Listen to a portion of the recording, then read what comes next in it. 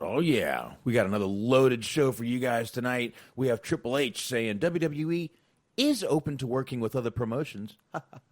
20 years ago today, The Rock delivered a memorable promo. We've got NXT WarGames predictions. We've got SmackDown and more, all right here.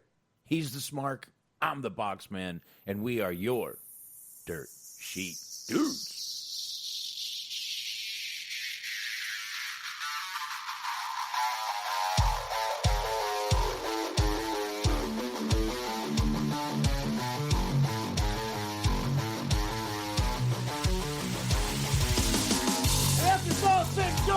You're gonna be taking freedom out of your fat asses all night long because you got fat asses. The only chance you have no chance. If you had a chance, if you could run lickety split, but you can't run because you're the fat asses. Well, Ric Flair, you know what? I'm not a normal looking athlete myself. You know what I'm talking about? I've been in the gyms a lot. It's a privilege and an honor to walk out with Ole Anderson, Lex Luger, and the Army tomorrow night. I am not a happy camper. What is Bully Ray's motivation? You know I love you. I know he loves sugar. But I check my pocket. I don't have no donuts. I don't have no cheeseburger. I know you love sugar, but I ain't got none. To be the man, you gotta beat the man. And I'm saying, woo, right here in Nashville, Tennessee, pal, I'm the man. Look at a match for a total package like Luger and Super Brawl. Super Saturday? What is it? I don't know what it's called. What is it called? Super Brawl Saturday. Super Brawl Saturday?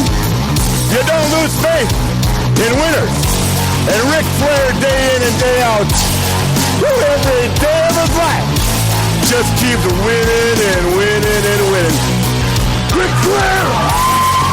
New York City, Ric Flair!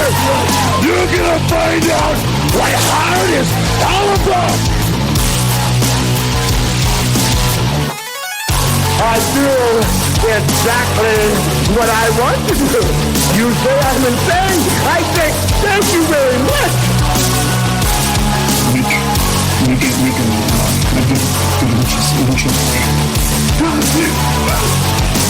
I hate God.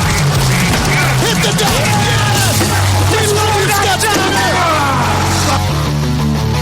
Today, I've got the star and profile like never before. You guys talk about being students of the game. I am the game, JR.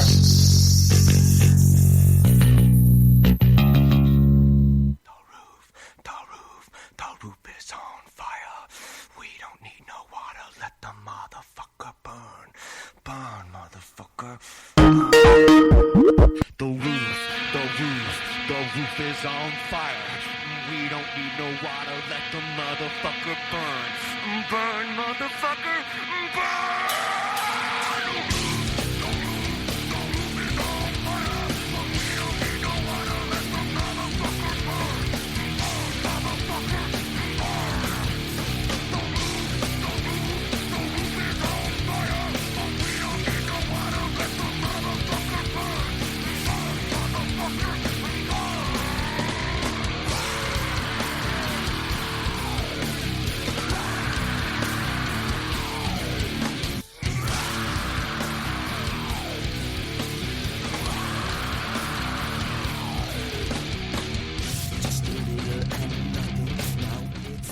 Oof.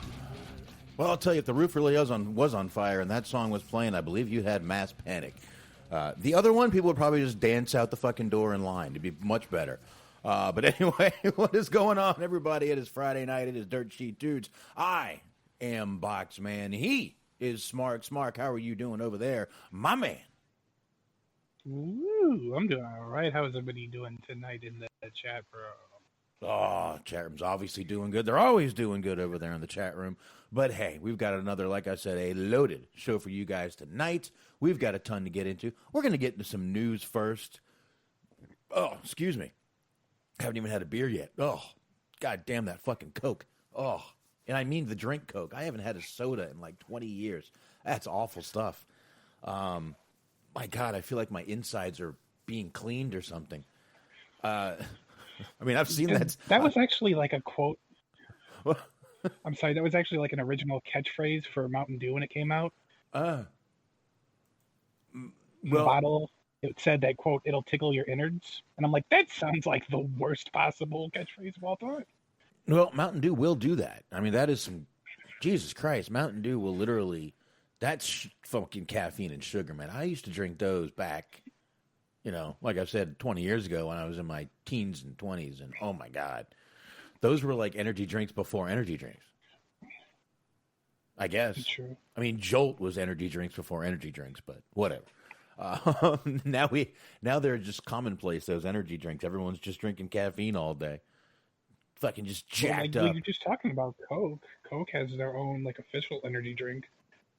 Yeah, they do have one. Everyone does now, man. Everybody does. I mean, Mountain Dew has those kickstarts, I think they are. Mm-hmm.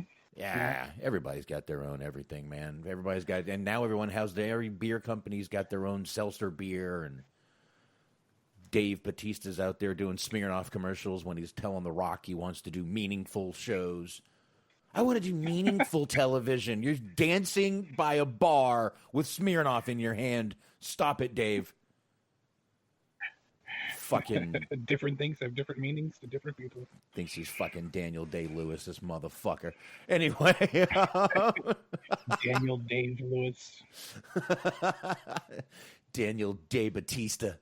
Fucking Blue Tista. Anyway, let's go ahead and knock these plugs out. Then we'll get into some fun stuff. So, for that, let's go ahead and play some more music. And, of course, I want you guys to listen to those high marks. They are high. They are marks. It is Cheeseman. It is Mojo. It is G-Wiz. And they are right here. Mixler.com/Metal Mitt Network. That's right. 2 T's in Mitt. Mixler.com/Metal Mitt Network.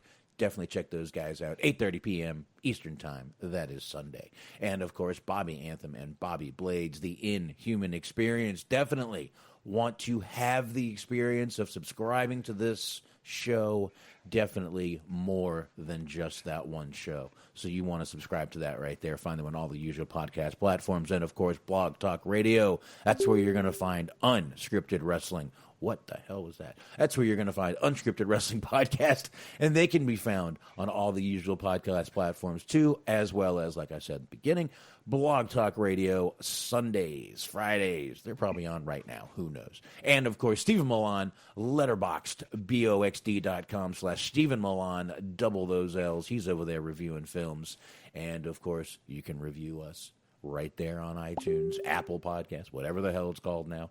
And you can always follow us on Spreaker. You can like us on Facebook. You can get us on Stitcher, iHeart, Spotify, Google. And don't forget, all of the archives right there, shoutengine.com/DirtSheetDudes. All the old shows that you will not find on CastBox or anywhere else, they are there for you to enjoy. Smart, let it rip. Yes, sir. Speaking of enjoying, feel free to enjoy Cheese on Sports, Mondays, 8:30, Metal Mitt Podcast Network. That's where you want to go. But you also want to go visit our friends at the Planet Raconteur. There's a Planet Raconteur podcast with Bobby Anthem, with Papa Dave Sincere, with Yuck Nasty. Season finale dropped this week. Check them out, motherfuckers. Wow. There you go. Don't forget to do that. Man, you're cutting out already. That was my fucking messenger popping up. I'm going to have to shut Facebook off, I guess. I can do that. Not a problem. Give me 1 sec here. All right. First thing we're going to get into. Hold on. I think I still have music going here. Nope, I do not. I don't even think I had music going before. I think I forgot to turn the volume up. Oh, well. Life sucks. And then you forget to turn the volume up. Oh, well. Oh, well, nothing you can do. Anyway, I did mention in the little beginning there, pre-show, that 20 years ago today, Dwayne "The Rock" Johnson delivered a memorable promo. I actually went ahead and got that promo. It is about 4 minutes long, but I'll tell you, it was a good promo. I'm sure everybody remembers it. It was the one where he was doing the impersonations of all the guys that were in the Hell in a Cell match with him. And hell, let's go ahead and just let it rip right now. Here we go. Rock, we are less than a week away from one of the biggest challenges of your career, competing for the WWF title in a match you've never competed in before. A Hell in a Cell match where you and 5 other men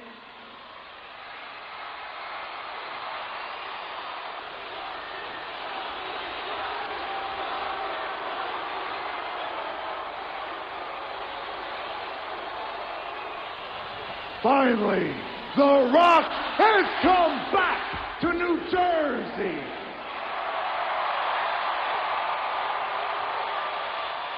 Just as sure as for the very first time, Kevin Kelly, The Rock, stood right in this arena and called you an ugly hermaphrodite, is as sure as this Sunday night at Armageddon, The Rock will be in Hell in a Cell.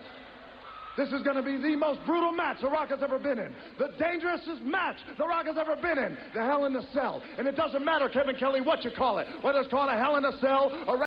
The dangerousest? Did he say dangerousest?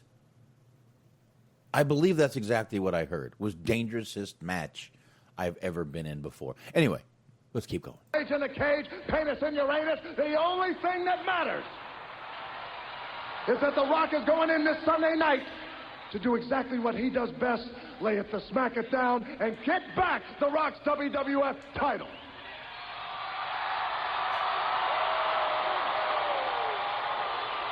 And the fact of the matter is this, is that The Rock knows this Sunday night he has his work cut out for him. The Rock knows he's got 5 other guys he's got to compete with.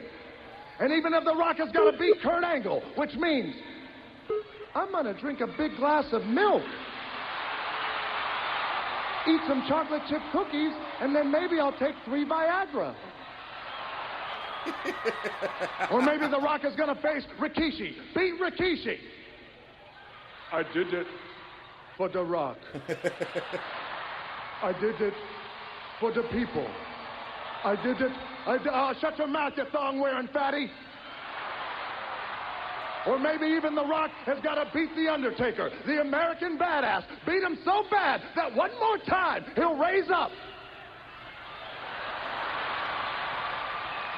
Rest in peace.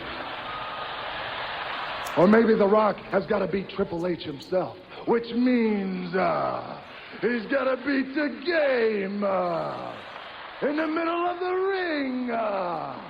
And he has a $2 for a life. Oh, my. I can't believe he's saying this. Stephanie is not a... And there's one left.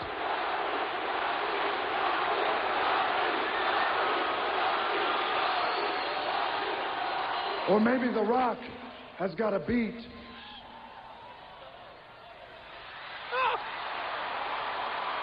Stone Cold Steve Austin, which means I gotta get in my pickup truck, drink some Steve Weisers, listen to some Backstreet Boys. What? Backstreet Boys? And that's the bottom line, because the great one said so. Backstreet Boys? Oh, Fridge Boys, maybe, but... And one more thing. This Sunday night at Armageddon, The Rock is going to do all he can to win the WWF title. If you smell what The Rock is cooking. Well, Ah, the good old days, the great promos that were. That really was one of the better promos. And one of the more memorable promos of The Rock, obviously that was December 4th, 2000. 20 years ago today, we heard that same promo. Great shit right there by The Rock. Like I said, I miss all that stuff, and I think a lot of us do. Pining for the old days is never going to do anything. They're not going to come back. Wrestling is going to keep evolving, whether we like it or not. It is going to keep going, though.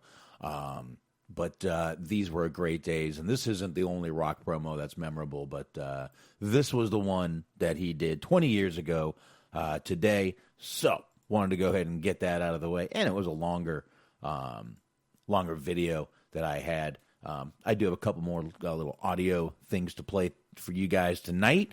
But Smark is having he's not having a great connection tonight. I don't know if anybody noticed, but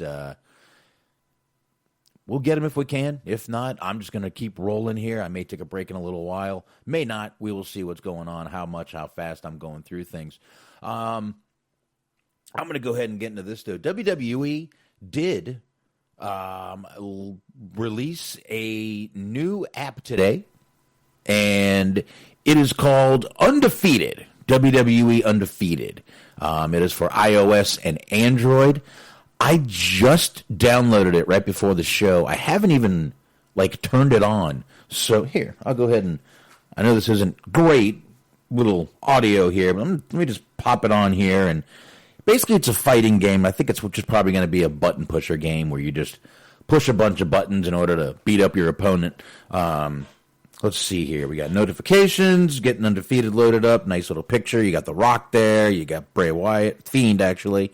Seth Rollins. Oh. There we go. We got Smart coming back here. There he is. All right. Hopefully. Yep, you're back. I You're back. restarted my modem, so hopefully this shit's over with. All right. Hopefully. We're checking out this Undefeated game here. I'll read a little bit as it's loading. Yeah, brand new app. Like I said, iOS, Android for both. So you can go ahead and get those both right there. It is supposed to just be a fighting game. So like I said, I'm thinking it's just one of those little push button until you finally win. And all right, here we go. Look, you get The Rock coming out first. Man, I wish I had this connected to YouTube or something. I probably could have done that eventually, but we'll do that eventually. And Finn Balor. I'm assuming this is the match everyone's going to start out with. And yeah, that's what it is. It's kind of like a Mortal Kombat-ish game. Tap forward, tap back, hit buttons, and that's pretty much it right there. Move things. You got cards. Move cards require energy, and it's just this is probably not going to be something I'm going to keep. Too many things to do, man. I'm more of a boxing motorcycle games I like on there. I'm probably not going to keep that one though.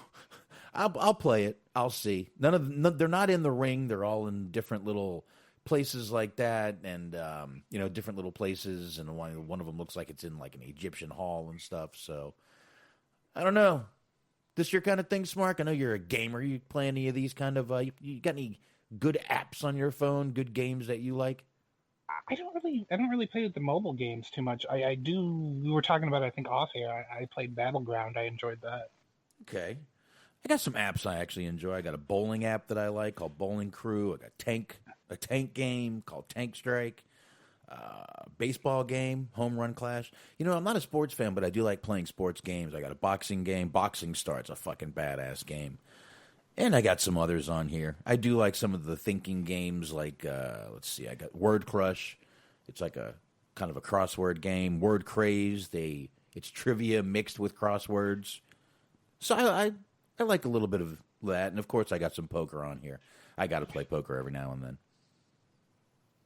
Got to. Yeah.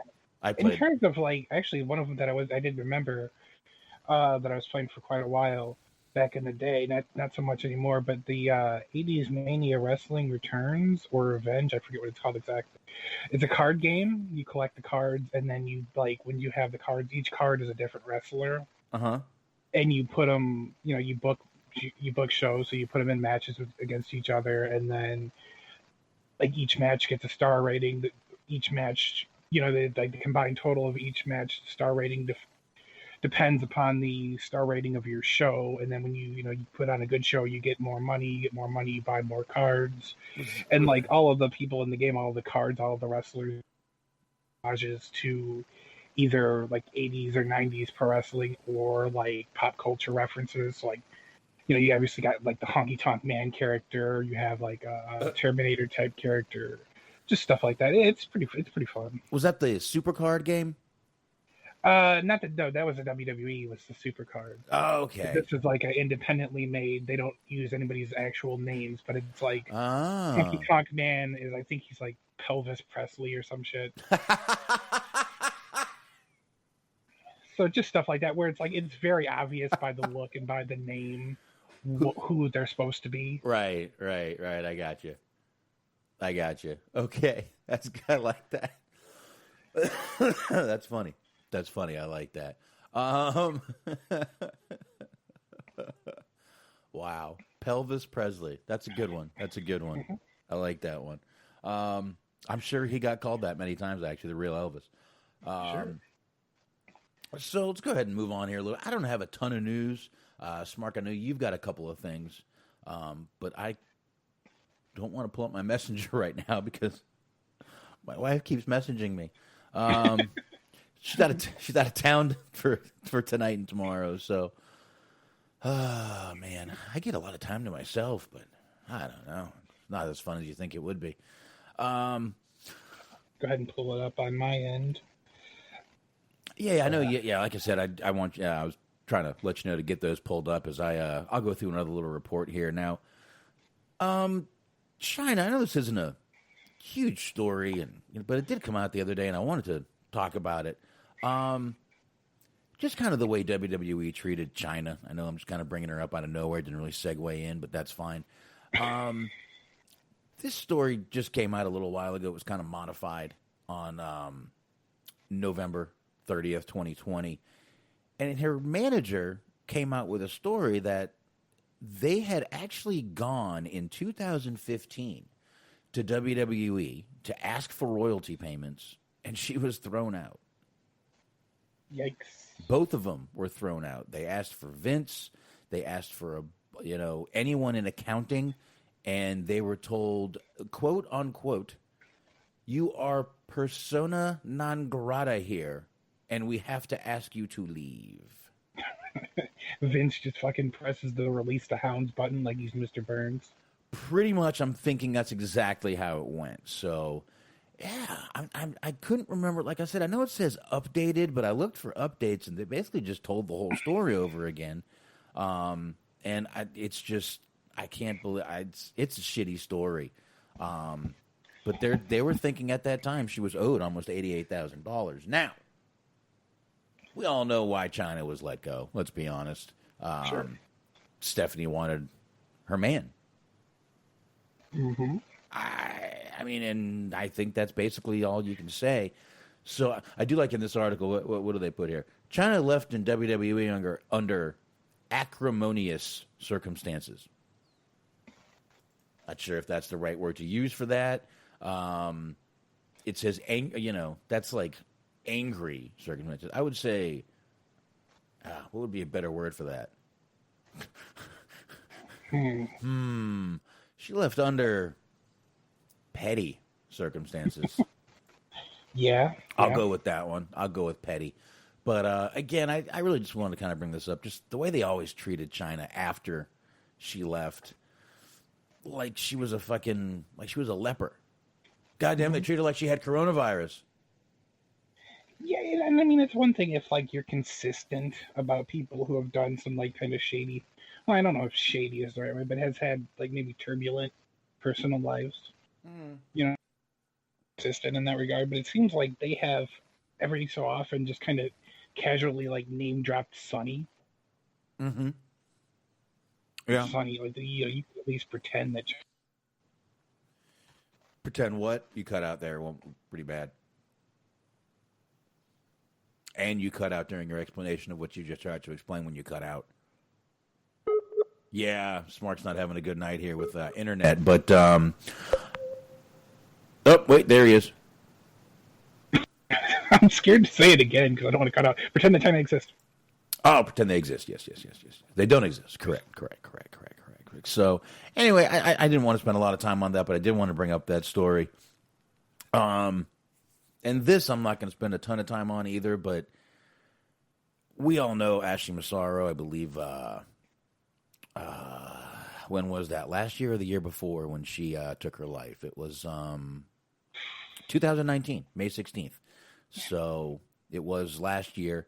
Now, I feel horrible for this family. Their son, Ronnie Massaro, 39 years old, was actually fatally stabbed in New York City. Her brother. So this family has now lost a daughter and a son in the span of a year. Just over a year, about a year and a half. Oh, man, just awful. It says he was fatally stabbed November 21st outside of Two Brothers Pizza, the intersection of 8th Ave and West 38th Street, according to WABC, the New York Post, and the New York Daily News. A man named Lawrence Downey, a 59-year-old, was arrested the following day, charged with first-degree murder, being held without bail, which that's what it should be. Was not clear at the time, still is not clear at the time, if or if not it was random or targeted, or what even started it, how it happened. But they did find him. Someone came out, called 911. He was pronounced dead at the hospital. Stab wounds to his torso. Like I said, man, you got to feel awful for this family. Absolutely. And, like, did they, I don't know anything about the brother, but, like, obviously, she never really did anything wrong, per se. Right. There was no, like, ever, like, any type of big stories about her being just, like, a tremendous bitch or just being, like, unsafe or hurting people or what, like, just a normal, just somebody who didn't necessarily pan out the way that, quite a few people in the past haven't panned out. But then, she passes away, her brother passes away. That is just gotta be hard on the family, and especially, like, right now, with it being the holidays and everything, and that's going to kind of always serve as a reminder, like, this time every year, So that the timing of that too is just specifically bad, but yeah, it's terrible all around. Yeah, absolutely, man, absolutely terrible. And again, I sometimes I don't know why I bring the things up I do, but that was something I didn't think many people were going to see. It was a People magazine article, and it just kind of popped up on my timeline. I just thought that was my first thought was, my God, this goddamn family. I feel awful for them. Within the span of a year and a half, they lose both their fucking children. I think this is the only two children. I don't know, but I think it is. But yeah, it says, not sure. Yeah, so awful. But yeah, well, he was pronounced at Bellevue later that night after so he did survive for a little bit because they found him in the afternoon, but succumbed to his wounds and nothing they could do about it, obviously. But guess we'll go ahead and move on a little bit. I've only got a couple of little stories left here. We did mention one, once again, right before the music started. Triple H confirms WWE, we're open to working with other promotions too. I mean, we'll do it. I want him to have said that in that exact way.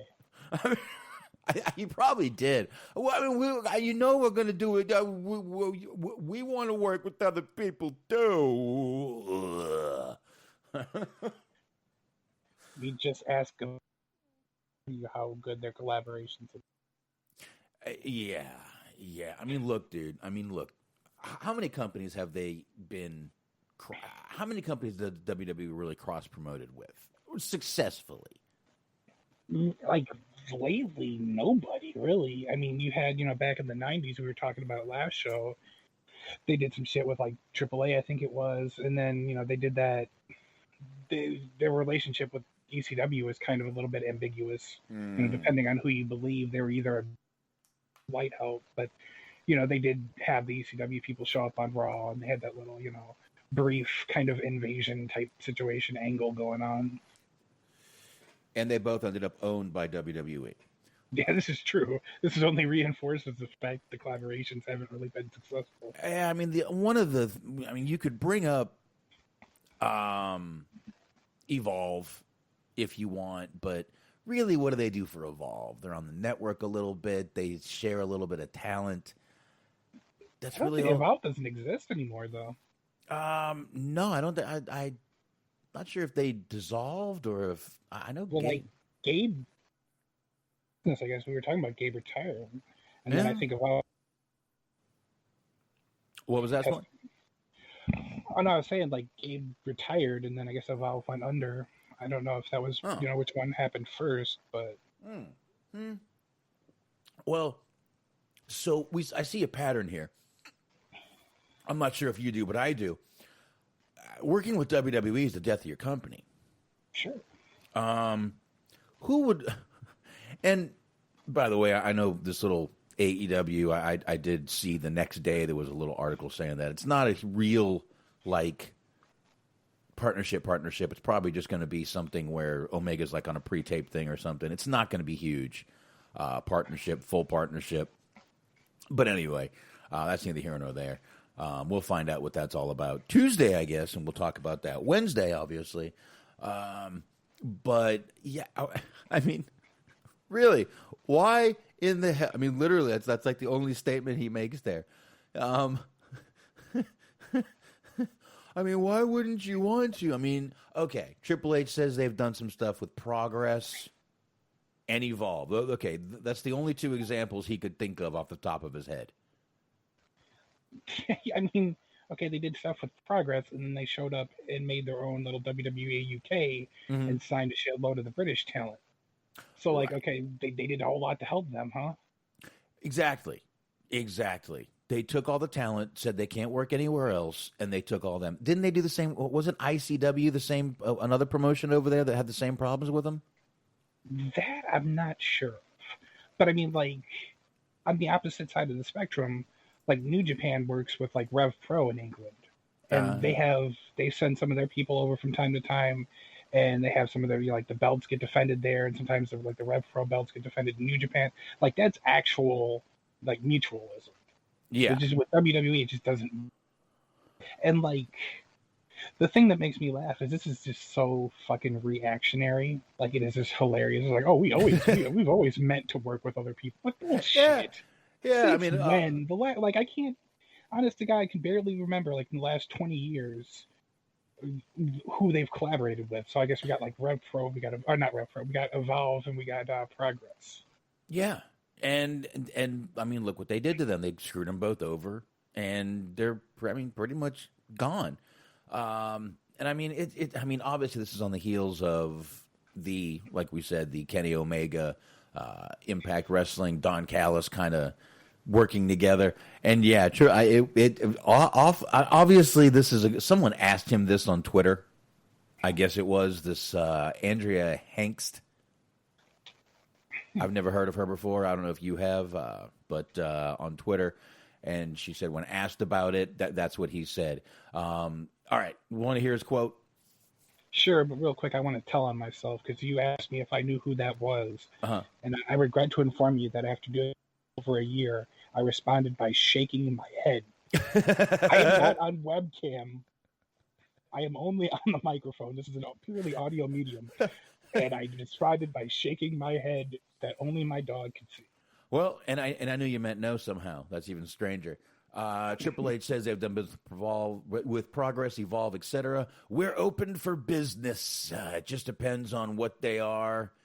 If they are beneficial to us long term, 5, 10, 15 years. So it depends. Listen, it all depends on who they are, what they are, and if we can do it, do something with them over 5, 10, 15 years. So really, you're fucked. Because whatever company, talent they take, they're going to fucking scoop up anyway. I mean, this is like saying they had a working relationship with ROH. No, they didn't. They scooped up motherfucking talent. Mm-hmm. So, never going to work. Never going to work. Never. Any company that gets involved with WWE dies or loses all their great talent. So, no. I say nay. Like, only thing I could really ever think of is like OVW, but that was obviously a feeder system. Right. And now they just do their feeder system in-house. So it's like, Yeah, and they owned OVW. Yeah. So it was kind of, once again, their little thing. So there's that. Yeah, I got no more on that. Let's see here. Now, you guys thought the world was ending. I don't know if it is. Could be. Meanwhile, on a whole nother note, Snoop Dogg and Undertaker sat down and had a conversation. Looks like it's on Zoom. Snoop Dogg sitting up there smoking a blunt, and we got to play some of this. Here it is. Oh, hold on. Which one sticks out to you? Sorry about that. I'm going to rewind it. Sticks out to you because I know there's certain records that I made and certain things that are monumental. Which one sticks out to you the most? It has to be. I mean, if you're going to narrow it down to one, it's got to be WrestleMania 25 with Shawn Michaels, man. I'm sure you experience the same thing when you're putting music together, whatever you're into, you just know when it's clicking, right? Right. And that night, I tell you what, everything was just perfect. And all right, so literally, you watch this video. Undertaker looks like he's sitting in the ring. Snoop looks like he's sitting at home smoking a blunt, and it's just Taker just telling you about the match. For some reason, I there was a little more left to it, but of course, Facebook doesn't like playing videos anymore, and you can't fucking right click on the new Facebook. Hey, new Facebook, suck a dick. Mm-hmm. Sorry, didn't mean to go off a little bit of there. Tangent. Sorry, I'm back. Well, there you go. Yeah, but I just thought that was one of the oddest things in the world. Snoop Dogg. And, I mean, literally, you think of people that, are those, that's like fucking oil and water right there. The amazing thing, though, is it's like they're doing mutual admiration society. But you could tell, like, full on, that neither person knows the other person's work. Well, like, outside of just, like, in passing. Like, they know what they do for a living. But, like, you could hear it when the Undertaker's talking. He's like, yeah, I think the match that stands out to me is WrestleMania 27 against Shawn Michaels. And Snoop just goes, mm-hmm. Well, like, yeah. Snoop's a wrestling fan. Well, we do know Snoop is a wrestling fan. He may know more than we think. And I like Snoop. I really do. I just think Snoop, I like Snoop. He's a cool motherfucker. Yeah. I do not give it, I don't care about his political beliefs. That doesn't matter to me. He's still a badass, cool motherfucker. I would, there's a dude I wouldn't mind sitting, smoking one and having a beer with right there. Yeah. I mean, that's kind of his whole thing is just a likable person. Yeah. I know Taker is like this, people would say far right, but right wing kind of probably against marijuana. Most right wingers are. I obviously am not. Matter of fact, there was a vote in the House today to, on a federal level, decriminalize cannabis. And it passed. I don't know how it's going to do when it hits the Senate floor. Now, the House is Democrat-controlled, Democrat majority. I don't know how this is going to go in the Senate because I know some Republicans are for it, some Republicans are against it. I don't know how it's going to work. Wouldn't bother me. I'd be fine with it. Obviously. But, I don't know. I just can kind of see, Taker sitting there getting off and going, God, I was sitting there smoking weed the whole time. All right. Yeah, I mean, I get it. But I mean, like, he also drank a shit ton back in the day, if not still. So, like, vices are vices. Like, even if he doesn't partake, I'm sure that there's been plenty of nights where he was out with, like, The Godfather and fucking, The Godfather does it. No. And obviously, Taker and Stone Cold were drinking whiskey, so you're right, Mm-hmm. Taker's got his thing, everybody's got their thing. That's fine. I got a couple things. Obviously. But, I just thought that was weird. Once again, I'm not looking to spend a bunch of time on news tonight. We still have SmackDown, NXT, and NXT WarGames predictions to get into. Now, I guess what we can do here is the last little thing I've got to talk about, and then we'll roll this right into NXT because it's actually an NXT-related story. And it's something that we've actually talked about a few times on this show, Smart. And that's Rhea Ripley losing to Charlotte at the last WrestleMania. And how it pretty much killed her momentum. Mm-hmm. Something we've talked about before, and she actually talked about this on the Chasing Glory podcast, which is Lillian Garcia's podcast. I am going to, so I don't have problems with this one, I'm going to go ahead and refresh this one before I play it. And let me get Smart back here real quick. Hold on. It looks like he's got a bad connection one more time. I don't know how long we're going to have Smart for tonight. Anyway, let me go ahead, and I'm going to go ahead and play this. I'm going to pause it real fast. I'm going to give us some volume. I think we got Smart back here. I'm going to go ahead and play this video. Here we go. This is, once again, Rhea Ripley on the Chasing Glory podcast, talking about, like I said, we've talked about Charlotte beating her and the momentum that it just kind of stalled completely, and kind of her mental state after that. Here we go. Lost your title, and then there was no, for me, and we have not talked, like for me, I was like, what happened? Like you were getting such a push, and then it was kind of like a little bit of the wind got, taken out. Do you know what happened? I'm not really too sure. It did feel like that though. I definitely have gone through a stage where I did start losing the confidence in myself because I just wasn't portrayed the same way that I was, I started, even now, I'm still slowly, building myself back up from it. My confidence definitely was, tainted a little bit, which sucks because I try and, keep it up and do my best all the time. I don't know if it was just something inside my head that just wasn't, getting the picture, but, I don't know, I got a little bit lost after that. But right now, I feel like I'm getting back on track, especially doing all the things that I've done. Building myself back up has been really, really hard. I'm not gonna lie, it's been very difficult, and I've been very lost at times. But I've definitely found my track now, and I'm getting back on it. Yeah. But that's the journey, right? That's the struggle. That's life. So there you go. Like I said, that's something we've mentioned on this show before. So, like I said, I knew we weren't the only ones that felt that way. Our chat room actually a few times had a little, same kind of feeling as we did on that no reason for Rhea to lose. And it did, man. It really just crushed the momentum she had at that time. And we said it at that time. There was no reason. All they wanted was Charlotte on all three shows, and they got what they wanted. And who gained from that? Who?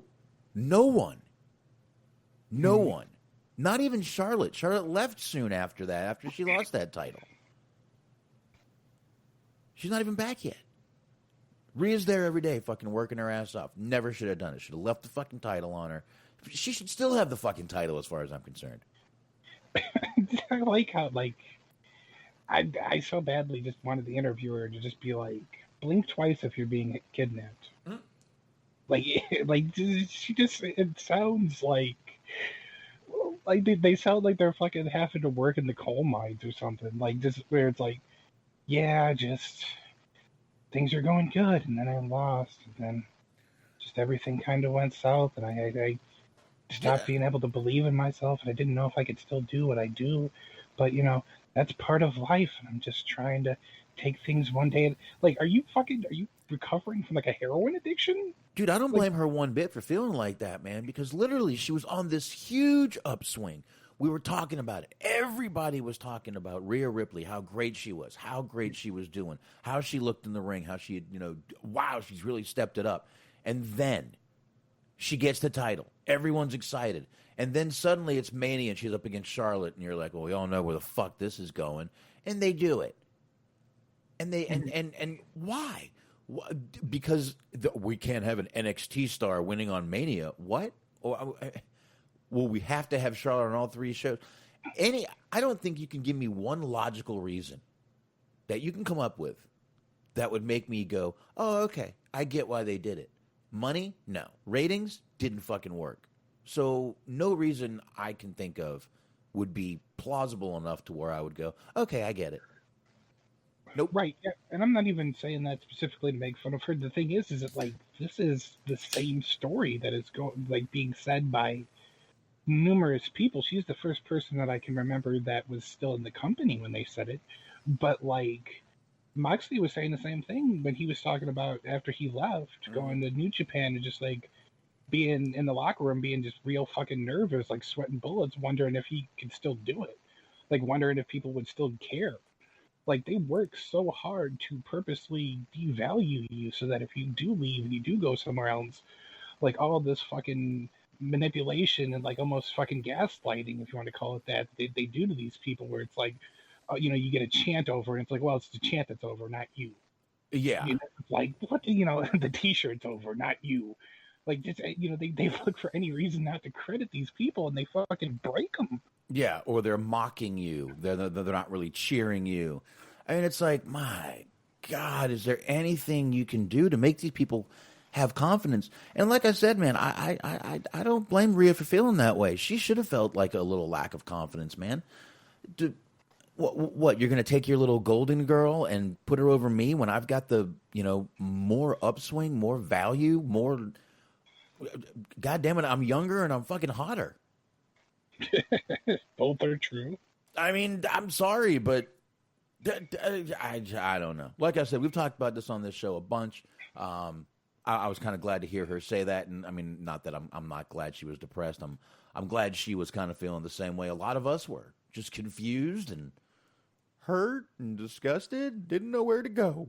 But yeah, I just,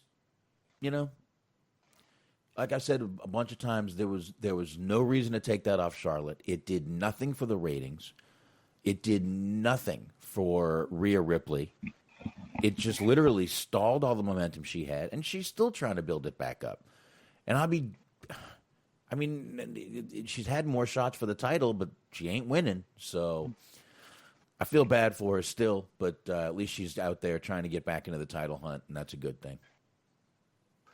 Yeah, I mean, definitely. And then they do that despite themselves. Because, like, the problem is usually, like, the ratings is based on the fact that they don't have enough stars or enough people care about. And then you get these people that start getting over, and then they specifically try to cut them down. Yeah, exactly. So, I don't know. I don't understand what their thinking is. Before we had said, well, they just wanted Charlotte on all three shows. All right, you got it. Your ratings were tanking on all three shows at that point. You do know that, right? Remember that, right? Remember that? I think we talked about that. Yeah, we have. Yeah. Definitely have. Yeah. So anyway, those were all the stories I had. Smart. We got a couple more here from you, and I think the only thing I've got is a picture to get a little thing that Punk said on Twitter earlier, and we'll get into that as we're talking NXT. So, Smart, you got a couple things here from the Wrestling Observer and Mr. Meltzer. That is right. I do have a couple of things here. I'm just going to take another second because I had to fucking refresh. All right, so one of the first thing that I have here is that, this is again, of course, from the Observer. It says, quote, "Still, it is known Sting wanted to do a cinematic match with The Undertaker for whatever reason, while the fans have clamored for Undertaker versus Sting for years. Has never been a match that appealed to McMahon." I'm assuming Vince on this one. Not surprising. Not surprising and surprising. I'm going to put, I do want to say that. The not surprising, or obviously the not surprising part is this match doesn't appeal to McMahon because Sting is not one person he created. And that is probably literally one of the things holding him back from this whole match. Sure. The surprising thing about it is Vince also likes to have two guys that can go out there, make money, and not even without having the greatest match. That match right there would be a money maker. That would be a merch seller. Right. So that's what surprises me about it but when Vince loves money, which is why that surprises me, but he also is a petty man. And the fact that he didn't create Sting, I think, is probably one of the reasons that match would not appeal to Vince McMahon, which, again, is a very petty reason and, frankly, really not a good businessman when you can't separate your business from your pettiness. Let's see, even that though, it could still very well apply to his petty nature because, like, there is no rule stating that Sting would have had to have won that match. So you get it out there, you make that match, just like how they had the Triple H match. You make that match, you get that money, and then you get the opportunity to put your guy over their guy and say, yeah, just like we told you, we were the best all along. Well, yeah, I could see that. But, a cinematic match between these guys. Look, no one wanted to see those guys get in the ring and fucking, pound it out. Sure. Forgive that little saying there. But really, no one wanted to see that. No one wanted to see these guys go at it in the ring. Two old guys. But I'll tell you what, a nice cinematic match, like he had with AJ, something like that, would have been, like I said, that would have been a merch-selling motherfucker right there. Absolutely. And you know what? You had the opportunity to do something like that. Any pay-per-view you could have done that on, and you could have done it during the pandemic. And that's when it probably should have been done. But a nice cinematic match with these two. They're both dark characters. You could have had a lot of fucking things to do in this match with these two dark characters going after each other. Sting's kind of got that crow thing. You could do a little bit with that. Taker is Taker. The dark character. It's just it's man, I think that match would have sold more merch than you could have fucking been making. My God, we're out of mugs again. So, we need more mouse pads. Sorry. This is another... Very true. Very true. But I mean, just as an example, like, we were talking about how Sting already had his T-shirt when he came out on AEW. Mm-hmm. And this is another little news tidbit, but like, it got announced, Pro Wrestling Tees, they're the ones that are selling the shirts. They put it out that was their highest selling T-shirt of like all time. Wow. Like within those 24 hours, so many people snatched that shit up. Wow, that's crazy. So like, obviously you can make money off of both, because you obviously make a shitload of money off the Undertaker stuff. You can make a lot of money off of putting those two guys together. Well, not anymore. Unless Vince somehow pulls off the move of the century. But right now, they're saying he has a deal, multi-year deal, Sting does. And I think, just that right there tells you right now that I think Vince really let his pettiness get the better of him. And that's not a good business move. Really not. Look, Vince is usually a very smart businessman. He can put a lot of things aside. He got Bruno. He brought Bruno back, which I know that was Bruno's decision. I know that was Triple H. Warrior ended up coming back. Things like that. He can forgive and forget. But God forbid he not create your character. And you want to go out there and try to get over. It ain't going to happen. It ain't going to happen unless you use a different name and they can sign you. And unbelievable, though. Unbelievably bullshit. Pettiness at its finest. I think Vince lost out. I think he really fucking just could have put his blinders on and had a much better outcome with this. But yeah, stupid move. Sure. Stupid move. All right, go for it, Mark. All right. I'm going to do a little bit of a detour here for a second to get back to the other observer note that I had here. Sure. Antox posted this in the chat, and I'm going to go ahead and relay it here on the air. They had, it's from the New York Times article. They put out a little 2020 best performance list. This is kind of an all-encompassing thing. So you have like episodes of like Ozark, episodes of Lovecraft Country, shit like that, Queen's Gambit. And I was seeing a couple of things of like people who hosted like late night talk shows. So just kind of an all-encompassing like television entertainment media award type list of the better performances of the year. And on the list, funny enough, is MJF doing the Me and My Shadow on All Elite Wrestling. That was the singing number, or one of the singing numbers. There's a couple. But go ahead and read the entry.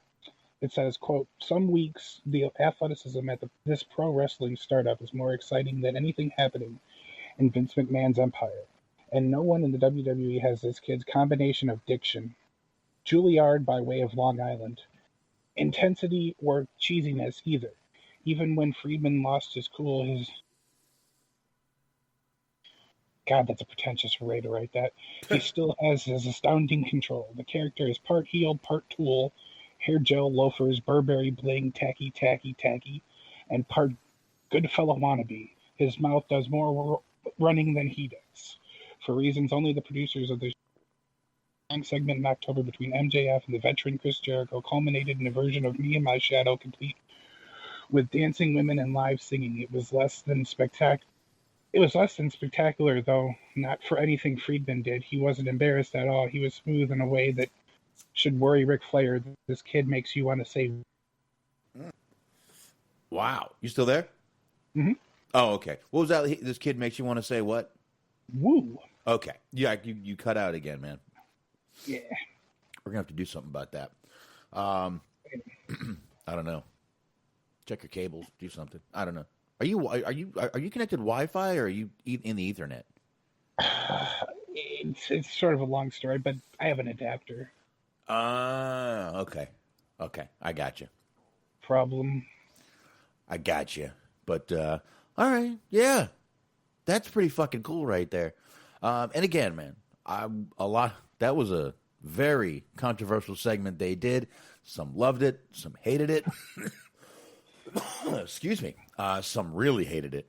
I liked it. I still think back to it. I still like it. I don't care what anyone says.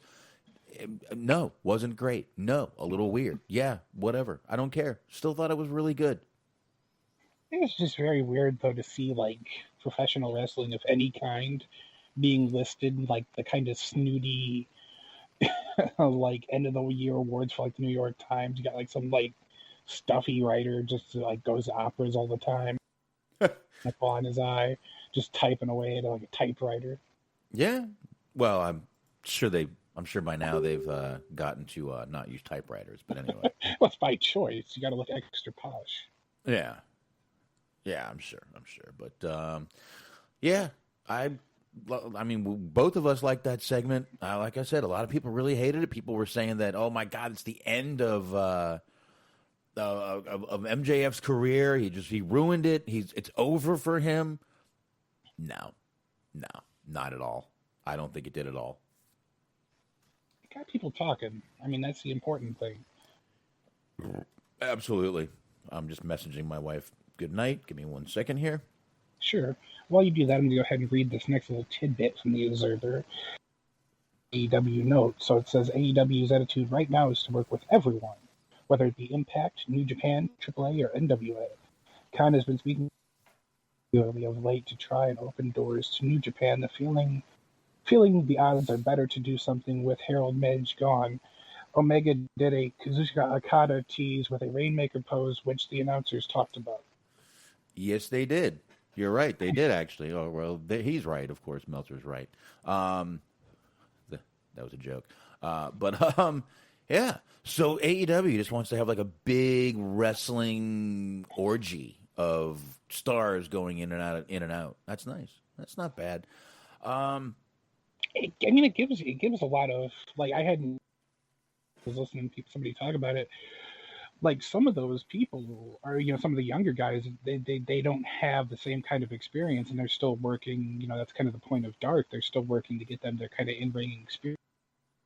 And it would be kind of cool, maybe beneficial for some of the guys that don't really have a plan on using so much right now, to be able to send them to, like, send them to Impact or send them to AAA if they can, and just have them kind of work it out there and kind of improve and develop, and then they come back and they got something new for them or whatever, something like that.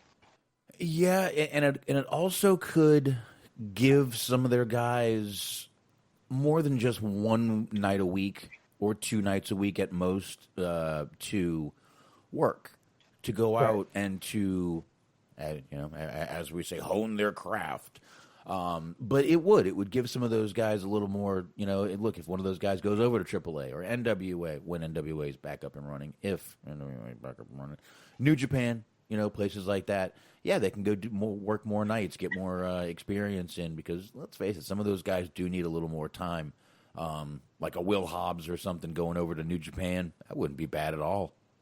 No, they'd love him there. Yeah, I think that would actually be something good. I wouldn't mind seeing, to be honest with you. Even a Will Hobbs in NWA, I wouldn't even mind seeing that. And I was actually kind of been wondering this too. Is like, I was watching a little bit of a AAA show the other day, and like I highly recommend that people check it out, because not that it's like super great wrestling at the moment, but they're doing the drive-in gimmick, so like it looks really cool, because they do shows in this like big like lot and like big field or whatever set up, and it's kind of a little bit of elevated platform so you can see it. But they have, all the cars are like parked around the ringside, and you have like the heels going up, and they like shake the car or they bang on the window or whatever for the people that come to see it. So it's like you can still kind of interact with fans in a way, and it looks a lot more fun than like anybody else that's doing trying to do it under COVID right now. But I say that to say this. I was wondering, like, because I was watching the women's wrestling, and it's like it kind of surprises me that they don't use any of the female talent from AAA, because it's like they tried using the Japanese talent, and they still use some of the Japanese talent, but that seems like kind of an untapped market, because you have these women that like do these amazing, high flying moves and shit, and they all have these like unique look and character about them, and it just seems like that would be a really easy, a couple of people that you could bring over and get over and be able to use and benefit from and help your division. So it's kind of curious that they don't do that, or they haven't done that.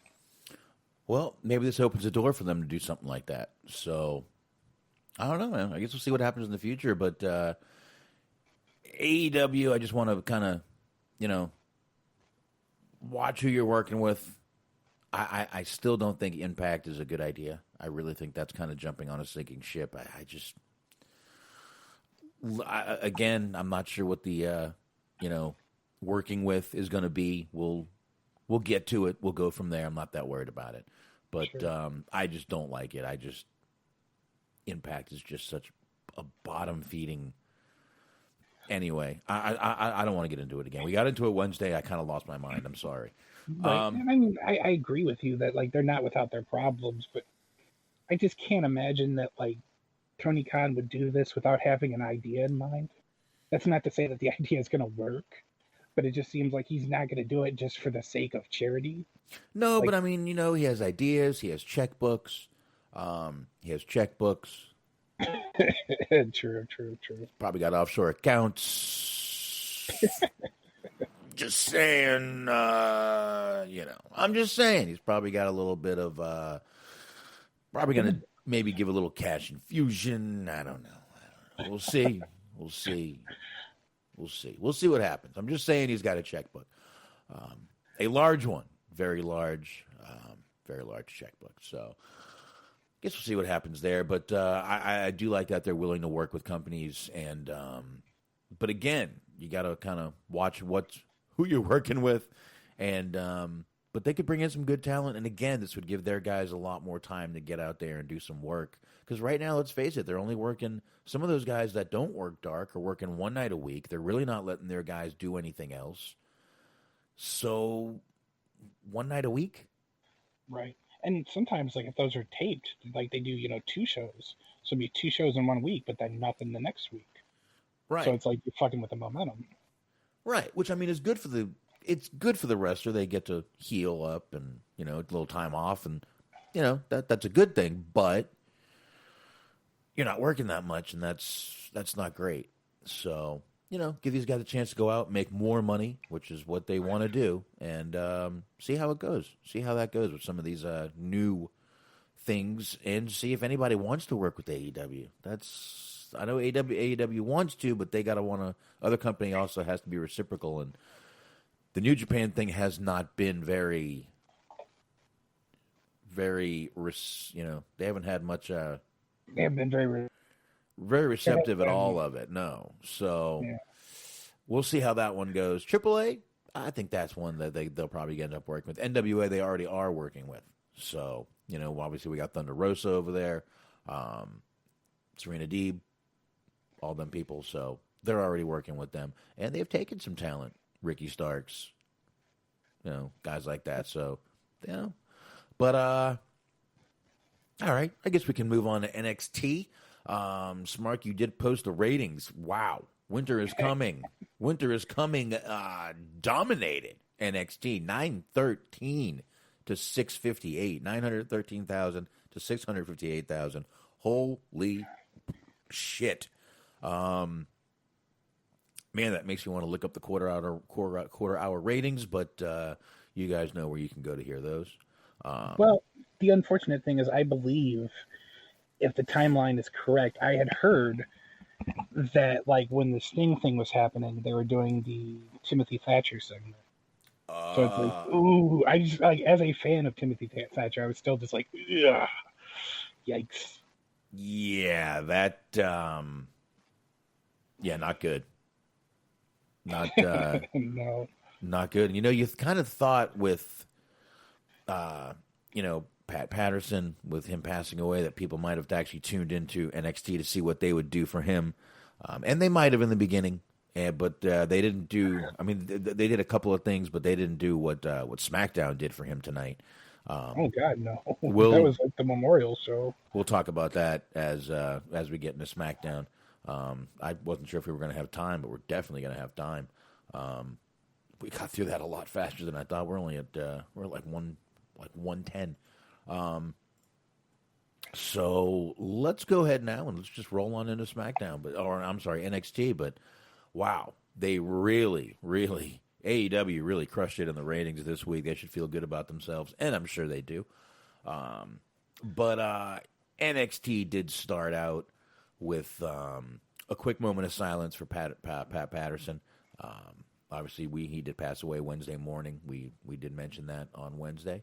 A nice video package, and then I did like how it was going. They did Sinatra My Way. We saw the same video tonight on SmackDown, and it was going back and forth between Patterson doing the karaoke My Way and Sinatra. I liked it. I thought it was a really nice video. Yeah, I mean, that's always kind of their specialty, is they always do a really good job of making just video packages in general, regardless of what the occasion is. And, especially like something like this with a guy who meant as much to that company as he did. You knew that something special was going to happen. It was going to be more than just that little, 5-second cutaway that they do. But, it did a good job of like kind of showing his whole career retrospective of like everything that he did, as a performer, as a backstage guy, as like we were talking about during the Attitude Era, his little segments there. Yeah, definitely. And we might as well just go ahead and kind of let's just tie this whole Pat Patterson thing into this and SmackDown. Then we don't have to keep talking about it. But yeah, we had this, and then on SmackDown, I gotta say, on SmackDown, they did so much. They did the 10 bell salute at the beginning, which obviously they had a little more time to get everybody together, and they did that. They did the 10 bell salute, but they played a few videos for Patterson tonight. They did for Pat Patterson what they have not done for someone in a long time. They spent a lot of time talking about celebrating Pat Patterson. That kind of tells me how respected he was backstage and how loved he was backstage. Sure. And just the longevity that he had, and not a lot of people get there, unfortunately, because now we start getting to the point where, if you go there for 30 years or whatever, they just fire you on your 31st year. Yeah, and I see Antox actually kind of put up some of the later quarter-hour ratings. Here, I'll go ahead and pop those up real quick. Give me a second here. I had closed, what do you call that? That's Google. I had closed the Google because I have it over here on my little computer, but I don't want to be looking over here, and I'd rather look up here. So give me 1 second here. I'm popping those ratings up. Give me about 3 seconds. And then also, for whatever it's worth, we're talking about the stuff that they did for him on NXT. Mm-hmm. Jake Atlas did dedicate, that's the word I was looking for, my mind with, his match to Pat Patterson, so there was also that. Yeah. All right, here we go. He just put up the last. He didn't put up all the hours. I'm not going to do all the quarter hours, but I'll do quarter 5 and quarter 7. Which quarter 7 is probably the most important because that's where the Mox and Omega thing and all that crap happened. And the other one he put up is the other most important, which is the Sting debut. So we had quarter 5 right there. That was Cody and Darby versus Team Taz, and the Sting debut and the Sheeta promo all together. 942,000 was AEW to 558K. That obviously is NXT. Now, this, I guess we can tie a little bit into this too. Well, you know what? Let's go ahead and do a little, because this is going to tie into NXT anyway. The Team Pat promo also was in quarter five. The Team Pat promo and the Boa Xia Li vignette. At that point, okay, so this went up against the Cody thing, 642,000. Okay, and the Boa thing got 194,000. All right, so you had 942 watching. Is that how it worked? Wait a minute, I'm trying to figure out how this works. Yeah, I believe that's right. So you're telling me at this point NXT only had 194,000 people watching? Unless that's the 18 to 34, but all right, like the second number. But yeah, it's a little bit ambiguous. But I right. the way that you were doing it was right. Antox, if I'm reading this wrong, please let me know. First number is overall. Okay, 942,000 overall. Second number is the Prime demo. Thank you, Antox. I appreciate that. All right, so 942K for AEW. The Prime demo was 558. Perfect. Okay. And then for NXT, that would mean that 642 was their big, and they only had 194,000 in their Prime demo. Okay, so really what we could do with that quarter 5, it would be 942K to 642K. That's really what it is right there. That. All right, now I got it. Thank you very much, Antox. Once again, man. You have a fucking heartbeat of this show, baby. But, okay, so that's not good right there. And that Team Pat promo. Can we talk about that? Let's do it. Can we just get into that right now? Pat McAfee, after the Jake Atlas match, which we will get into, Pat McAfee and his boys came down to the ring to cut a promo. Now, CM Punk put out a tweet. I don't know when it was. I'm not sure if it was Wednesday, today, whenever. He said, a lot of it has to do with circumstance, but everyone else on the shows should feel embarrassment and subsequently use said feeling to better themselves at the fact that at Pat McAfee show, Pat McAfee, is a better promo than everyone on this show shows. Smart. Let me start. Do you agree? Do you agree with that? On NXT specifically, yeah. I could see that.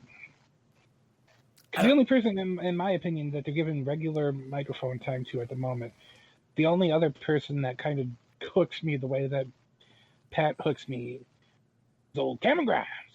But that's an entirely different character. So it doesn't really, it's not the same thing. I don't know. You got Ciampa, who can fucking talk him great. You've got Gargano, who can talk very well. I think Damian Priest is good on the mic. I think you've got plenty of guys that are good. Now, he's saying, literally, he says on show, he puts the S in parentheses. So he's saying on all the shows is what I believe he's saying. I completely disagree with that. I mean, Kevin Owens tonight, Roman Reigns tonight on SmackDown was great. Even Jey Uso has really stepped up his promo game too. I think a lot of that. I think there's way more better. There's way more. I got to tell you, I don't think Pat McAfee's promos are good. I think his mannerisms feel forced. I think he tries to get cheap heat, and I think even that comes off forced. And you know what? I've got a little bit of it right here. Now, this is the WWE cut version. It's 3 minutes. I'm not going to play all of it. But just, I mean, really, and you're right. Even Cameron Grimes cuts a better promo than this motherfucker. So, and I don't even like Cameron Grimes. God damn it, I think Rhea Ripley cuts a better promo than this son of a bitch. Wow. Anyway, well, I like her accent. It's really hot. Anyway, let's play a little bit of this here. It's no to a man that is even here right now. We're talking more money than any of you losers will ever see or have in your entire life combined to make the greatness that you see in front of you right now. See, he's jumping around. He's throwing his hand in the air. And it's like, stand still, first of all. Stand still. You're kicking in my ADHD, okay? Stop. I think you went into dad mode there, though. Who, like, hey, quit fiddling. You fix your shirt. We are at a nice restaurant. Sit down. You know what? I do have to tell my 12-year-old to sit still and my fucking 7-year-old. Sit still. Stop. We're going to go home right now. Right fucking now. No, right now. You are not getting ice cream, Pat McAfee. That's it. No Dairy Queen for you. No. McDonald's ice cream. Maybe get you that. That machine's never works. I know. That's the point. Devious.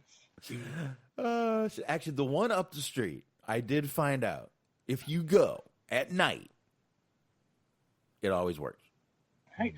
Daytime, go fuck yourself. Nighttime, anytime after 7 o'clock, it's always back up.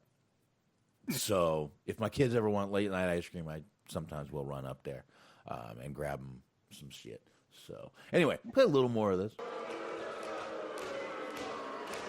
We have run this place of your dumb mom's house. I want you to envision yourself as a member of the Undisputed Era. I want you to feel every single kick in the mouth that I give to Adam Cole. I want you to feel every single punch. I want you to feel every single time we bounce their faces off of the steel. I mean, look, I'm not saying the guy's horrible. I can't stand his mannerisms. That might be one reason I don't like his promos, because I think his mannerisms are fucking annoying as shit. I really do. They annoy me. Maybe it's just me.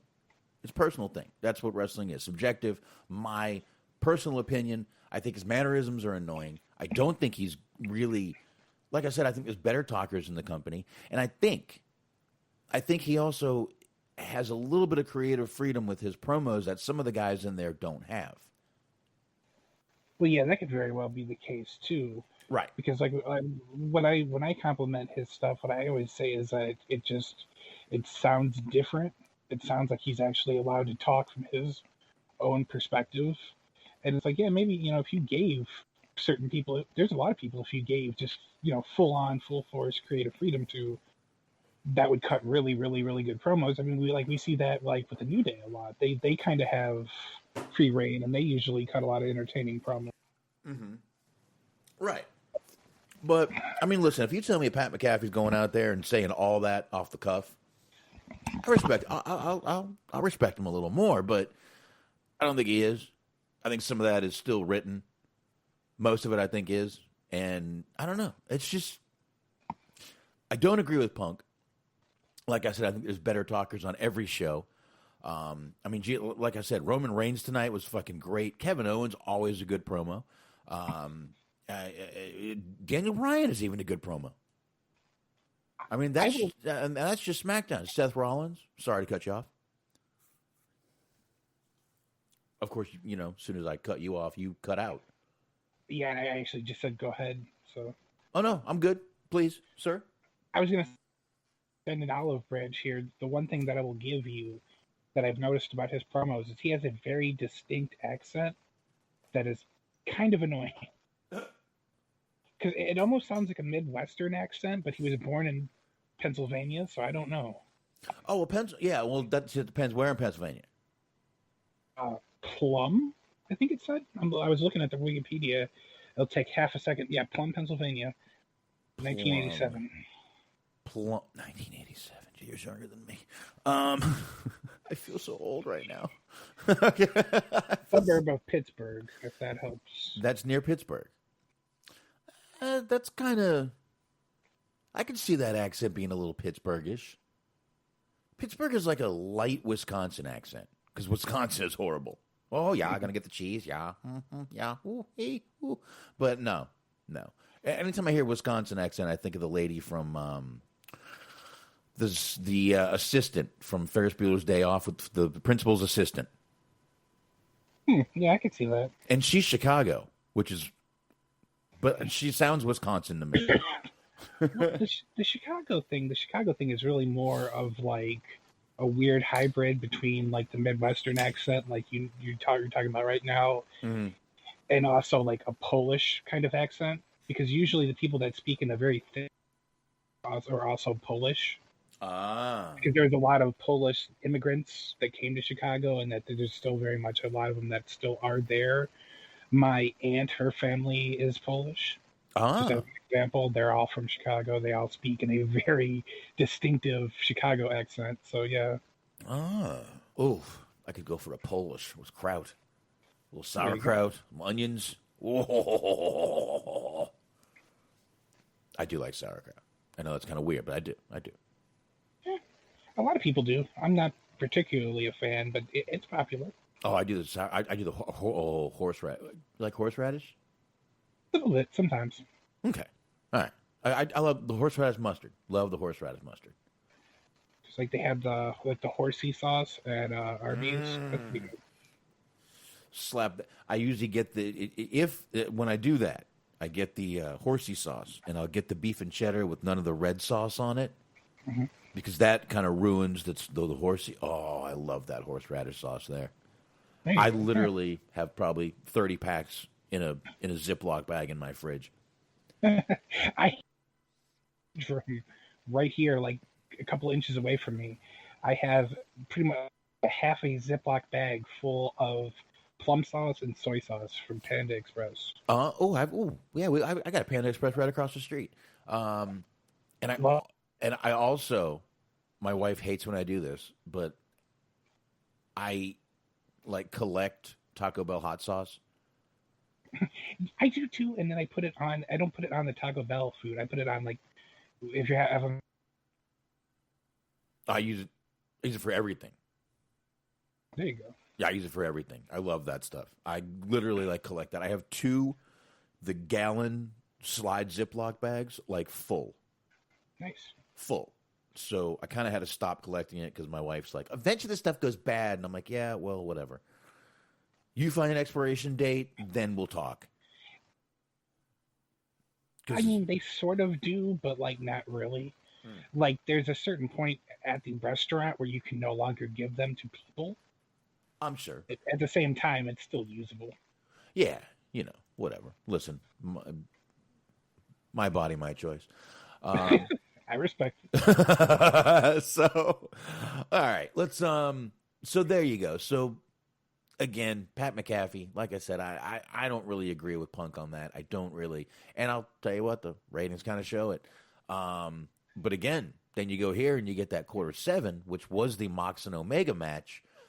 Which went up against the Ciampa Thatcher angle, the WarGames rundown, and the Thatcher interview, which ended up being 952,000, with NXT doing 577,000. So, man, a lot of eyes were on that Mox match, and a lot of my eyes were on that Cody match. Wow, listen. AEW could be hitting that million mark very soon, like consistently. They brought more fans in this week. They did. They brought a lot more fans in this week, and good for them. I could very well be wrong. Sometimes the way these ratings work are a real mystery to me. Right.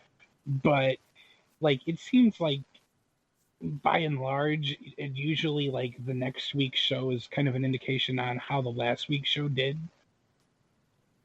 Like if it was a good show last week, you're going to have people tuning in. All right. The bad show the week before, you're probably not going to have as many people. I feel like. But I'm really curious what this upcoming week AEW show is going to be like, because they made the decision smartly enough before they started the main event to tell you pretty much everything that's going to be on next week's show. Right. They did. They announced almost every match. MJF Orange Cassidy thing. They said that Sting's going to do the promo. We're going to do a promo. Omega's going to do a promo. I think they said they got the Inner Circle thing. Sheeta, I believe Sheeta and Abaddon is supposed to happen next week. I could be wrong about that, but like they set up the whole what next week's going to look like when they knew that people were watching. So I'm really curious to see what it's going to look like. Well, I'll tell you, man, if they can keep up momentum like this, it's going to be nice for them. It's going to be a very nice upswing for them. So hopefully they can keep it going. But I don't know. Only time will tell, and ratings. So we'll find out. But anyway, I guess we can go ahead and get back into NXT. Wow, I'm going to have to read my notes before we get into it. We just kind of used up a lot of them. And on SmackDown, we even talked about SmackDown already a little bit. But, yeah, we did start out, once again, Damian Priest.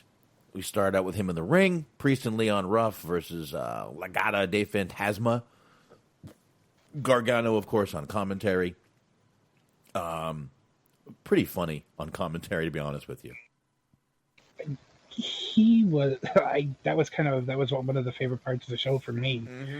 Was he had done I forget what it was exactly, but he did a really lame joke, and to which somebody had kind of slammed him for it. He said, "That's just a dad joke," and then Gargano goes, "That's not a dad joke. If it was a dad joke, it would be apparent." Yeah, exactly. And then there's a long pause, and Wade Barrett goes, "It is an honor to do commentary with you, sir." It was a great fucking subtle slam. I loved it. It was nice. I did like that too. I did like that.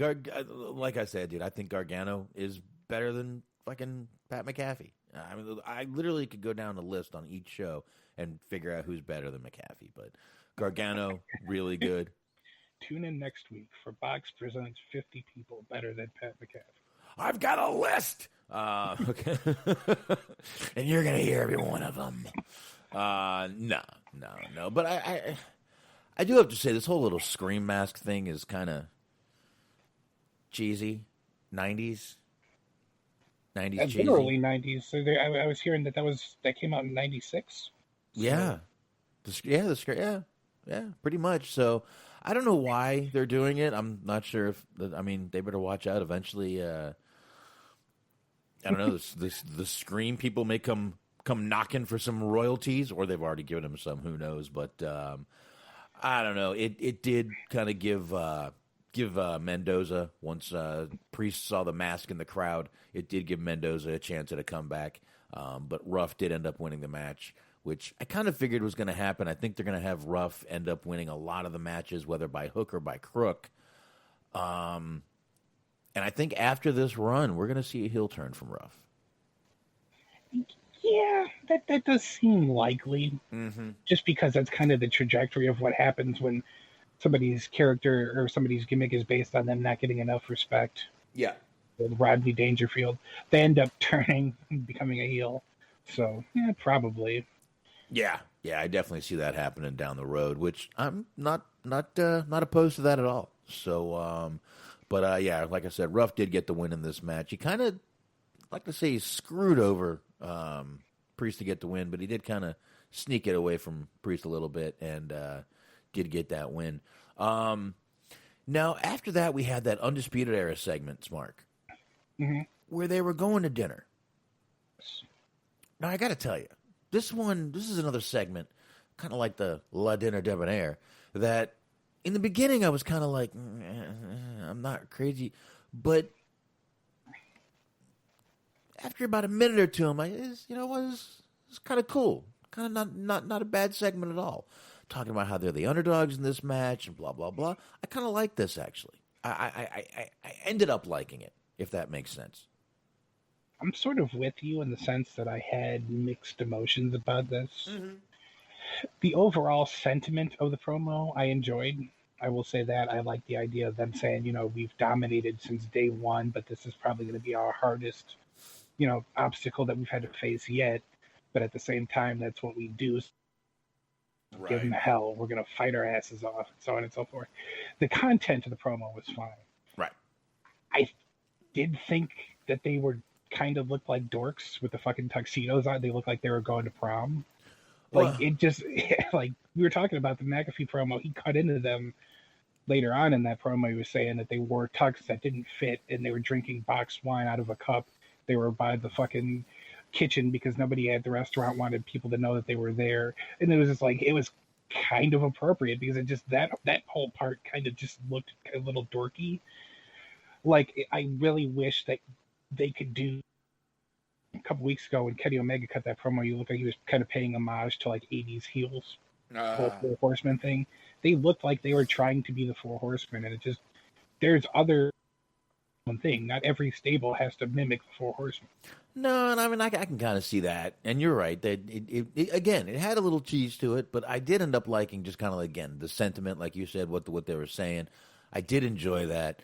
And I got to tell you, man, I don't know if you guys have Buca de Bippo there, but the best seat in the house is right in the kitchen, brother. They have a table set up in the kitchen, and it's the best seat in the house. Yeah, I've noticed that because I do. That is where. I'm not sure what I called it. Buca de Bippo. Is that what I said? Not sure. Me neither, but that's the name of it. But yeah, I've noticed that there are a lot of people who do have strong aversions to either being sat by the kitchen or by the bathroom. Bathroom kind of makes more sense for obvious reasons. But like the kitchen, I don't care either personally, but I never really understood the problem about being sat in the kitchen or by the kitchen, not in the kitchen. That's different.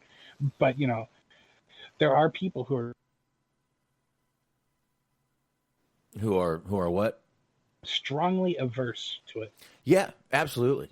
I know there are. I just don't really care. It doesn't bother me.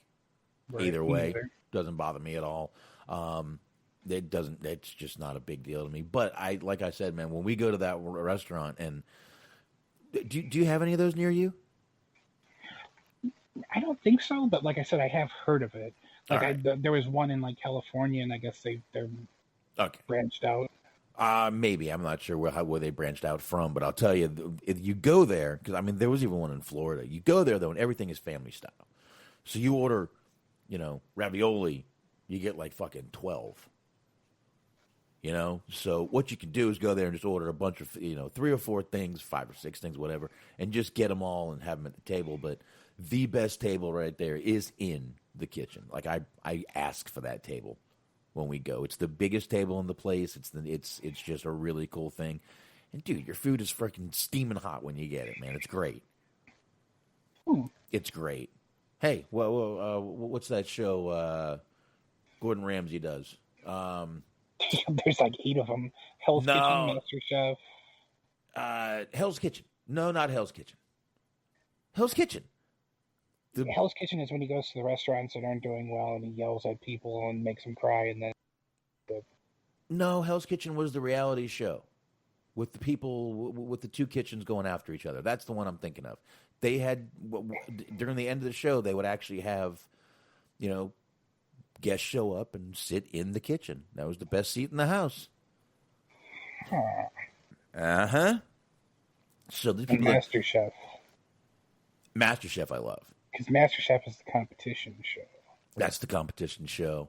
The one you're thinking of is Kitchen Nightmares. Oh, yeah, you're right. Yeah, And Andy has the 24/7 to Hell and Back, which is basically Kitchen Nightmares in 24 hours.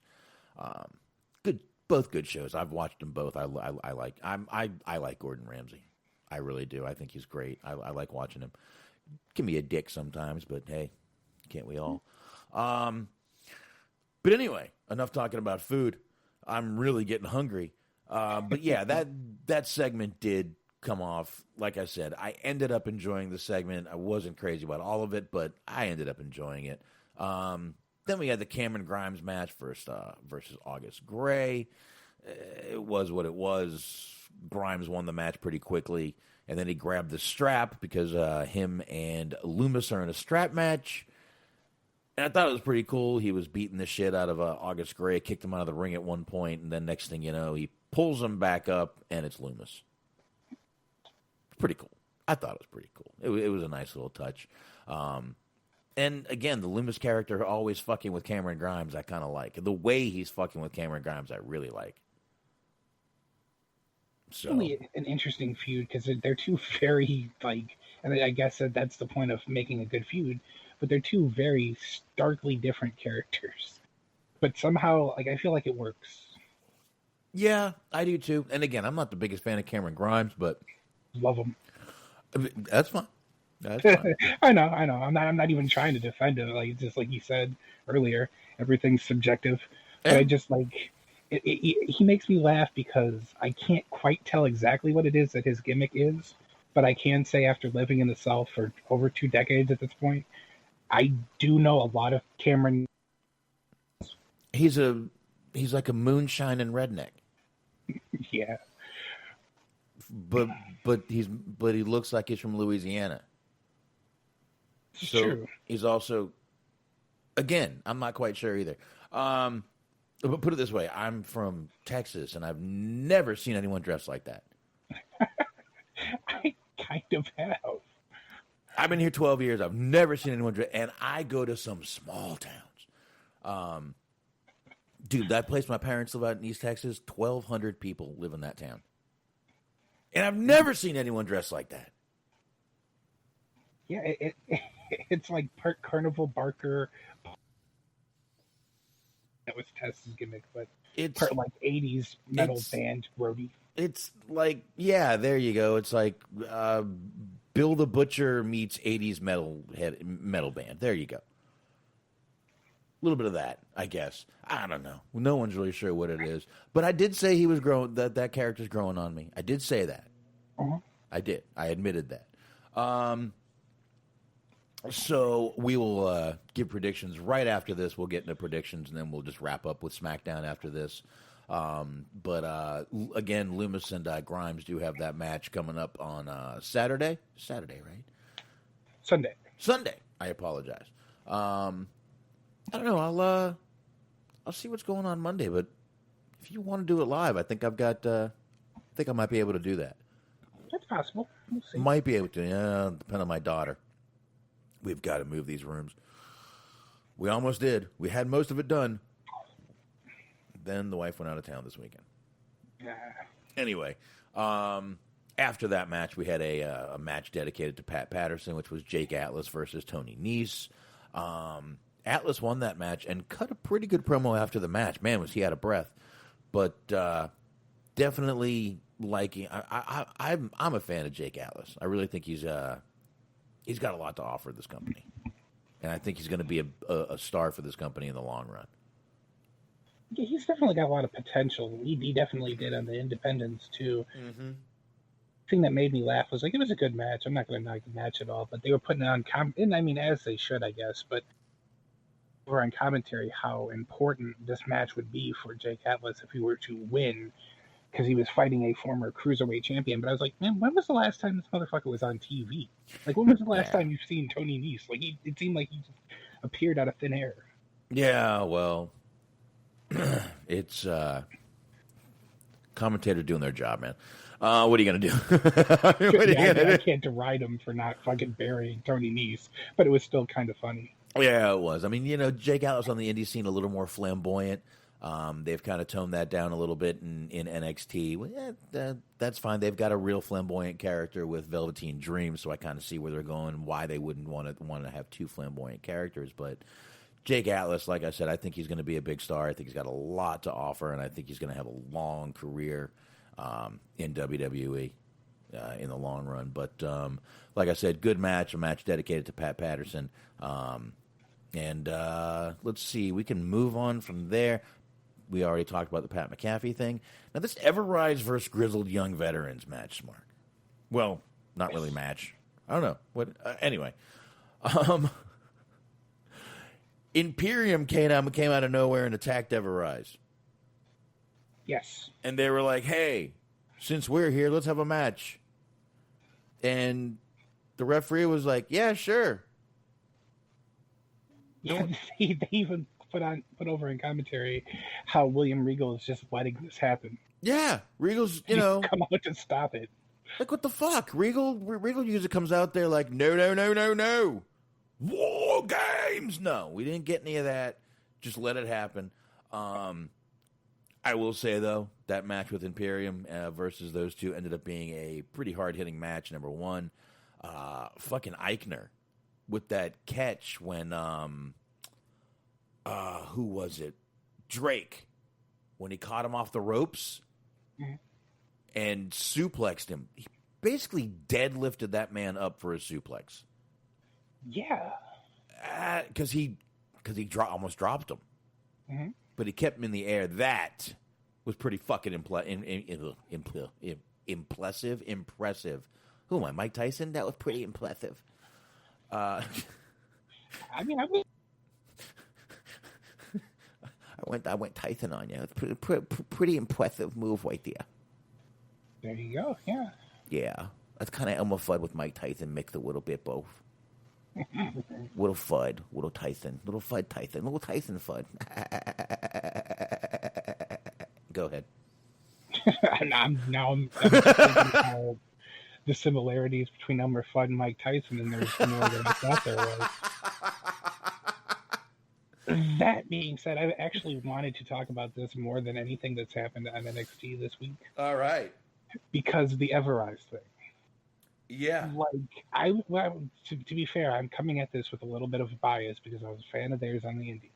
But this was supposed to be a heel turn for them, basically. They're supposed to be heels now.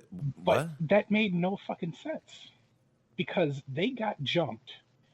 And everybody was just like, all right, well, cool, fuck them. We'll have a match anyway. So, they're laying there, they got beaten up. People are wrestling anyway. They go to the back. The match is about to end. They come out, and, they end up causing the disqualification, and then, you get the fucking piped-in booing. They're putting it out over on commentary how that was, very rude and disrespectful of them to not let the tag team that jumped them carry out their match. And, it's dude, what the fuck? You bitched them out. You're mad at them for standing up for themselves? Yeah, that's... After months of jobbing? Yeah, that's not really heelish to me. That's fucking getting some comeuppance. Yeah, but then they were treated... Because they did that, and then they had the little... Interviewer was like, well, how could you? And they're like, Everrise rules! And they fucking drove off. Yeah, they did say Everrise rules. That was pretty much their reasoning for why they jumped both of the tag teams. Not only is their gimmick 90s and their whole act 90s, they are 90s. That's great. Mm-hmm. Totally, man. We totally rule, bro. Bra. If they had said totally rule bra, that would have been perfect. I am kind of excited for that, though. If that means they're actually going to start getting promo time and having actual matches. Yeah, if that's what it takes, that's great. Good for them. Because they're good at being sort of obnoxious heels, and you can kind of obviously you could have them lose and it won't really affect them because they're not meant to be super serious threats anyway. Right. So you could do stuff with them. Yeah, and grizzled young veterans. I guess they kind of. I'm not sure. Did they come back last week or this week? I think it was this week. This was at the very least, this was their first match back. I like these two guys. I do. So I don't know. See where everything goes, but yeah, it looks like Everrise may be getting a little push. That's fine. See how long that little heel run lasts. But after that, we had this little Timothy Thatcher thing that we've already kind of talked about a little bit, but not much. This Thatch Can. He had a student in the ring. He looks over at the camera. He turns back around. Ciampa's in there. And he sucker punches Ciampa. Ciampa comes back. The student actually attacked Ciampa. And Thatcher caught him in kind of a guillotine and put his ass to sleep. Ciampa. Little shocked, but I think this is a feud I'm looking forward to. Again, I got no problems with Timothy Thatcher. He just looks like my uncle. But this feud can be very, very interesting, in my opinion. It was kind of interesting because, with this, they set the table, but then they kind of just immediately flipped the table after they got done setting it. Yeah. Because I thought this was going to be the exact opposite way, because his whole point of his lecture for this week, his lesson, was that it was dealing with distractions. So he was talking about how people get distracted and end up, losing matches or fucking up because they hear they hear the entrance music or pyro or crowd booing or the commentators or just whatever, whatever might be a distraction in a match. And then like immediately after that, you have Ciampa show up. So it's like, okay, cool. You're gonna like he's gonna go about his lesson, but he's gonna have Ciampa over his shoulder, and Ciampa's gonna attack him at some point, but you don't know when. Mm-hmm.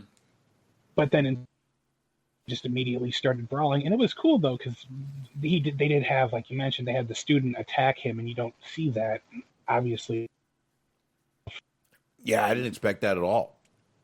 So that was a unique kind of little spin that they put on it. But like you said, I'm very much looking forward to the match. I'm glad that they're going to end up putting it on tape. Right.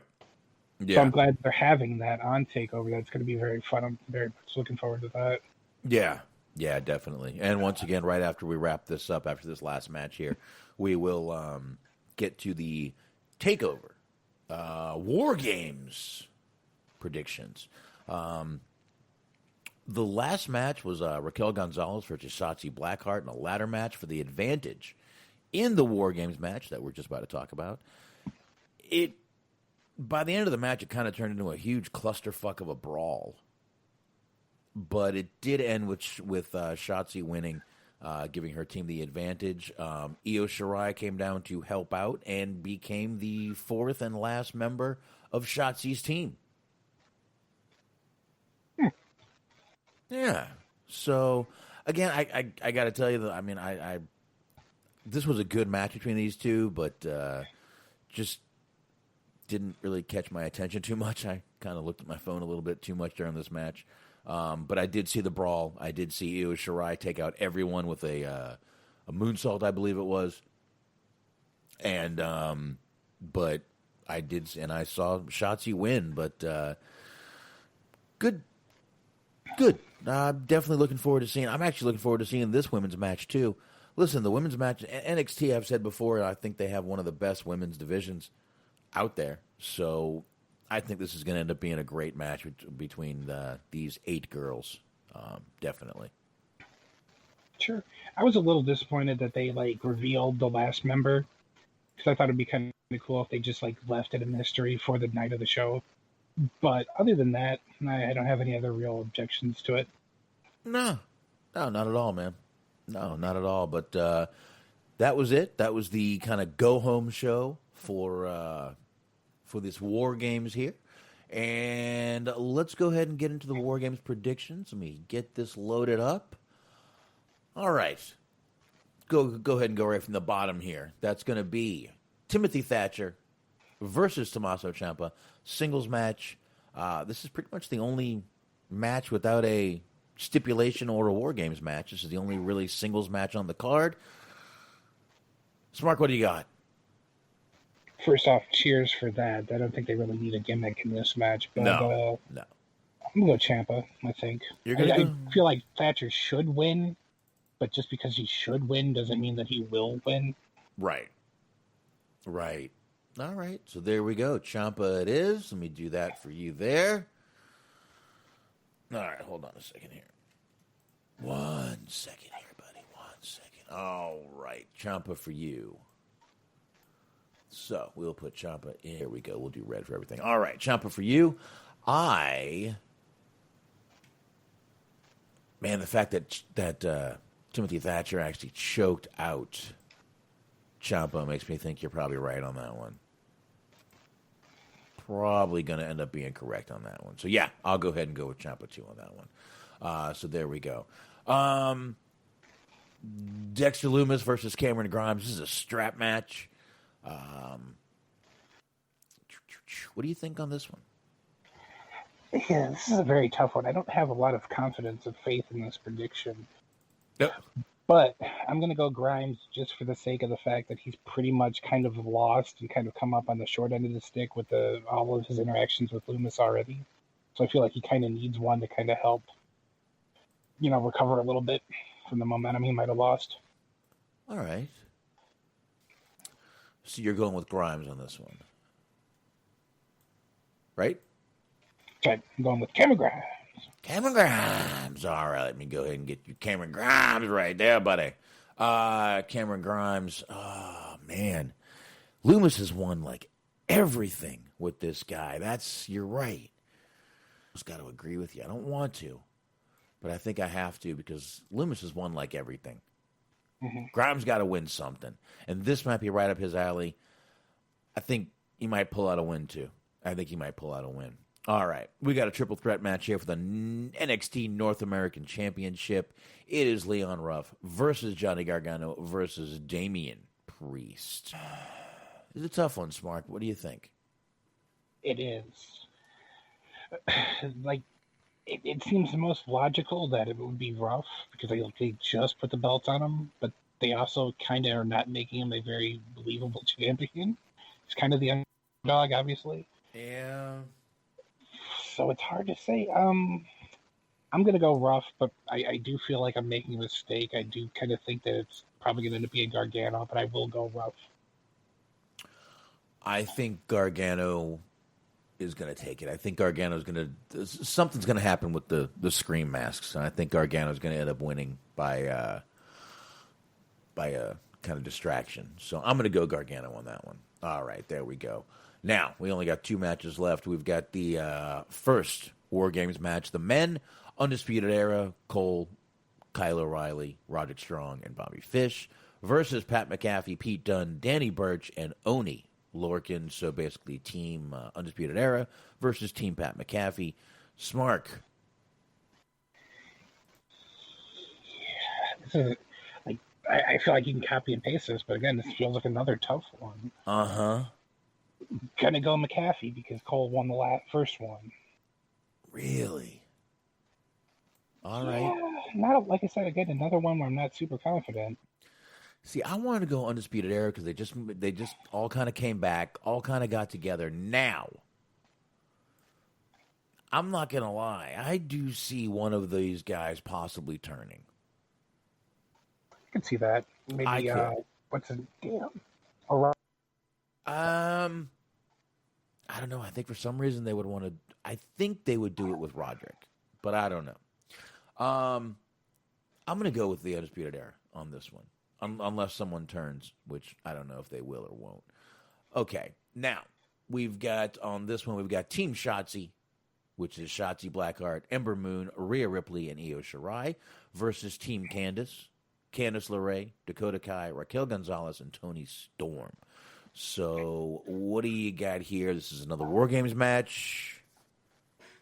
Shotzi or Candice? This one, like, for me, this one seems like it's the easiest one, which means I'm going.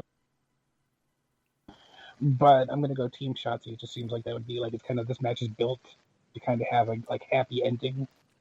I'm not saying that it's going to main event. It might. But this seems like this is one of those things where it's, like, for sure set up to, like, you know, make the people happy. Yeah, I think I got to agree. I think Team Shots is going to end up taking this one, too. I really do. I think they are going to end up taking this one. And there we go. I've got our picks right there. They will be saved in my Excel spreadsheet that I have here. And there we go. We will definitely get back to that. That will be Sunday night. And like I said, we'll figure it out. I don't know. It'll all depend if my daughter's sleeping or not. Sure. So we'll have to go from there, of course. My life revolves around my children, of course. And the computer room is shared with my daughter. So there you go. But, all right, I guess we can, what was that? I'm not sure. Was that an airplane? Was that a car? Was that over Skype? Did, like, an airplane just fly through Skype? That was pretty fucking weird right there. Oh, and look at that. Right when the airplane flies through Skype, I lose Smart. Ain't that interesting? Oh, and there he goes. There you go. The airplane flies right back in. Smart makes a landing. Jesus Christ. I didn't do that. I haven't moved. I decided to find my old crop duster while we were doing the show. Oh, there you go. Throw on my little leather helmet. Dusting some crops. Hell yeah, Daddy. Getting another beer here. All right, let's go ahead and get to SmackDown a little bit. We've gotten into a little bit of SmackDown already. So not going to go ahead and get back into the Pat Patterson thing. That is how it started, though. But we'll go ahead and get right into the start of the actual show, which was Kayla Braxton bringing out Roman Reigns for the interview. He comes out with Heyman and Jey Uso. Reigns immediately berates Kayla, saying she missed a accolade of his, and Paul steps in. Man, I'm not sure I like seeing Paul in this bitch role, but I mean, but he was for Brock too, though. Not as much. Yeah, I guess you're right. I mean, they're letting Roman talk more, but I think that's because Roman can talk better. Probably, you're right. I just found that funny, Paul stepping in, but we had a very long video package on last week. What happened last week? I mean, it was like 8 minutes. It really was. It really was. And then Kayla does the whole Roman, do you fear Kevin Owens?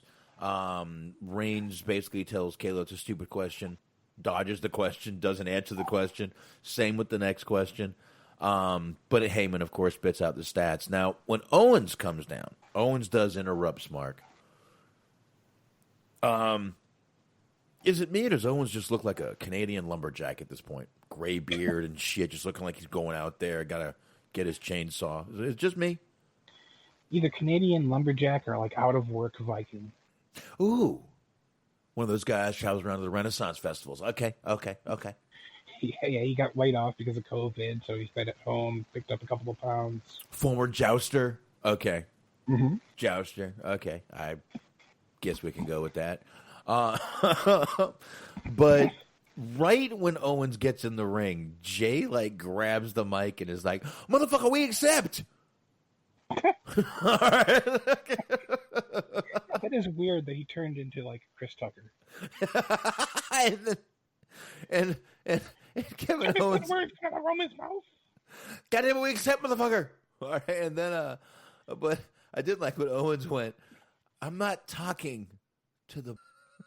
That was pretty good. I did like that. And then Owens kind of baits Reigns into a TLC match, so we're getting a TLC match with those two at TLC. Roman does accept the match, but I kind of thought it was a funny segment, but it does lead into the main event, obviously, where Reigns kind of makes Jay pay a little bit. Consequences, he says at one point right after this. Everything they do has consequences, and Jay was apologizing for jumping the gun, if you will. Mm-hmm. But Jay was hilarious, and Kevin Owens made it even funnier. But Jay just jumped right in with that shit. I fucking thought it was hilarious. Yeah, it's pretty good. I enjoyed it. Yeah, most definitely was good, man. But yeah, no, like I said, I like when Owens called Jay the bum. I'm not talking to the bus boy. All right. After that, we got Bayley versus Natalya. Bianca Belair on commentary again. Boy, Natty's aging like fine wine, bro. Yeah, absolutely. That is. We've talked about it before. I find the dynamic between her and her sister to be very creepy, but other than that, she does look great. I mean, a little creepy, a little hot, a little bit of both. You know, it's got its attractions. Come on, I mean, if you ever had sisters, you'd. Anyway, I did do two sisters in one night, not together, but in one night. I'm the type of guy that's been like, hey, you know what would make this threesome better is incest. I mean, you wouldn't. Like I said, I did do two sisters in one night. I'll just leave it at that. It was a party at my house. I'll just put it that way. It was a party in your pants. Nah, my night was good and my morning was even better. I'll just put it that way. I went to bed with one and woke up with the other. That's all I know. I'm not sure how that happened, but magic. Not sure how it happened, but anyway, there was that. Picturing it being like a full twin magic situation. No, blows out from under the bed and they switch places. They were not twins. They were not twins at all. No, not at all. Not at all. Not at all. No. Very different. Very different. Very different. Not twins. If they were twins, I would have been amazed. But Natalya did win that match with a sharpshooter. Not really much to say on that match. Kind of short. Bayley's still wearing the captain armband from Survivor Series. I noticed that. That is weird. She did that last week, but I mean, last week it was only like a week removed. So it's like, all right, fair enough. But she's really hanging on to this captain thing. Yeah, I didn't. I honestly didn't watch last week because we didn't do a show. It was last week, right? Yeah. Yeah. I just didn't even watch NXT nor SmackDown last week. Kind of just chilled out with the kids, the fam. We did a Christmas puzzle. Nice. 400-piece Christmas puzzle we did last weekend. Starting Friday, finished it on Saturday night. Mm-hmm. Very nice. That's what we did. Kids were happy. Now we got to glue it. Laminate it. Well, I kept telling them, don't forget to put a piece of cardboard underneath. Don't forget to put a piece. Guess what they forgot to put? They forgot to put a piece of cardboard underneath. So, it just makes it easier because then you can glue it on the cardboard and take it. It's just something easier. We have cardboard all over this house. I am box man. There's a reason for that. Anyway, after that we got another. We did get the Pat Patterson video, which we talked about. But then we got the Daniel Bryan, Rey Mysterio, and Big E versus Ziggler, Nakamura, and Sami Zayn. Another tribute to Pat Patterson. Pat Patterson was fans of all these guys, which is why they brought him down. All but one, apparently. Well, Corey Graves made a point to say that he did that one with Nakamura, and I don't know what that's about, but maybe it's just like an inside joke. But I think it might be. I think it was a joke. I think this match was all about having guys he liked. I think it was a joke. I think Corey was trying to be funny and it just didn't hit. What I did notice though is they had Big E come out and they said that his first major title in the WWE was the Intercontinental Championship. So in other words, NXT Championship does not mean shit. Balor, go fuck yourself. Major title in WWE, not NXT. They're playing that game. Okay. Remember. Doing that. Yes. Yeah, what the fuck? I'll play their game. I can see that being their logic. It doesn't count because it's NXT and it's a different company. Yes. Yeah. I will play their game if they can play mine. But there we go. It was a really good match and definitely a good tribute to Pat Patterson. Daniel Bryan picked up the win for his team. But Ziggler ended up in the ring by himself, by his own doing. And all three, Big E, Daniel Bryan, and Ray kind of got to hit finishes on him. More just Big E and Ray. Mm-hmm. But definitely nice little thing. Ziggler, once again, doing what he does and selling how he sells. Ziggler's just always ends up being the bitch. Pretty much. Nothing you can do about that. And that's the funny part, too, is they also went out of their way to say that he was, of all of the six guys, he was the guy that Pat liked the most. And it's and then he was made out to be the bitch. That's Ziggler. That's just what they do, man. And you know what? They know he's going to take it. They know he's going to do it. They know he'll go out there and do his fucking job like he's supposed to. And they know he'll do it well. Because he does. I'm a fan of Ziggler. They've just taken me out of any investment in Dolph Ziggler. Do you think that we're only about a month or two away because it's been a minute? Do you think we're about... About a what? Smart. Do I think we're about a month or two away? I don't know what he was saying. Hopefully he'll come back in the next minute or two here. Nope, maybe not. We will find out. Let's see. Last time they said this twice, then he was back in here. We're going to have to do something about this connection. And it's not me, actually. It used to be, but it's not anymore. All right. We'll give Smark a minute.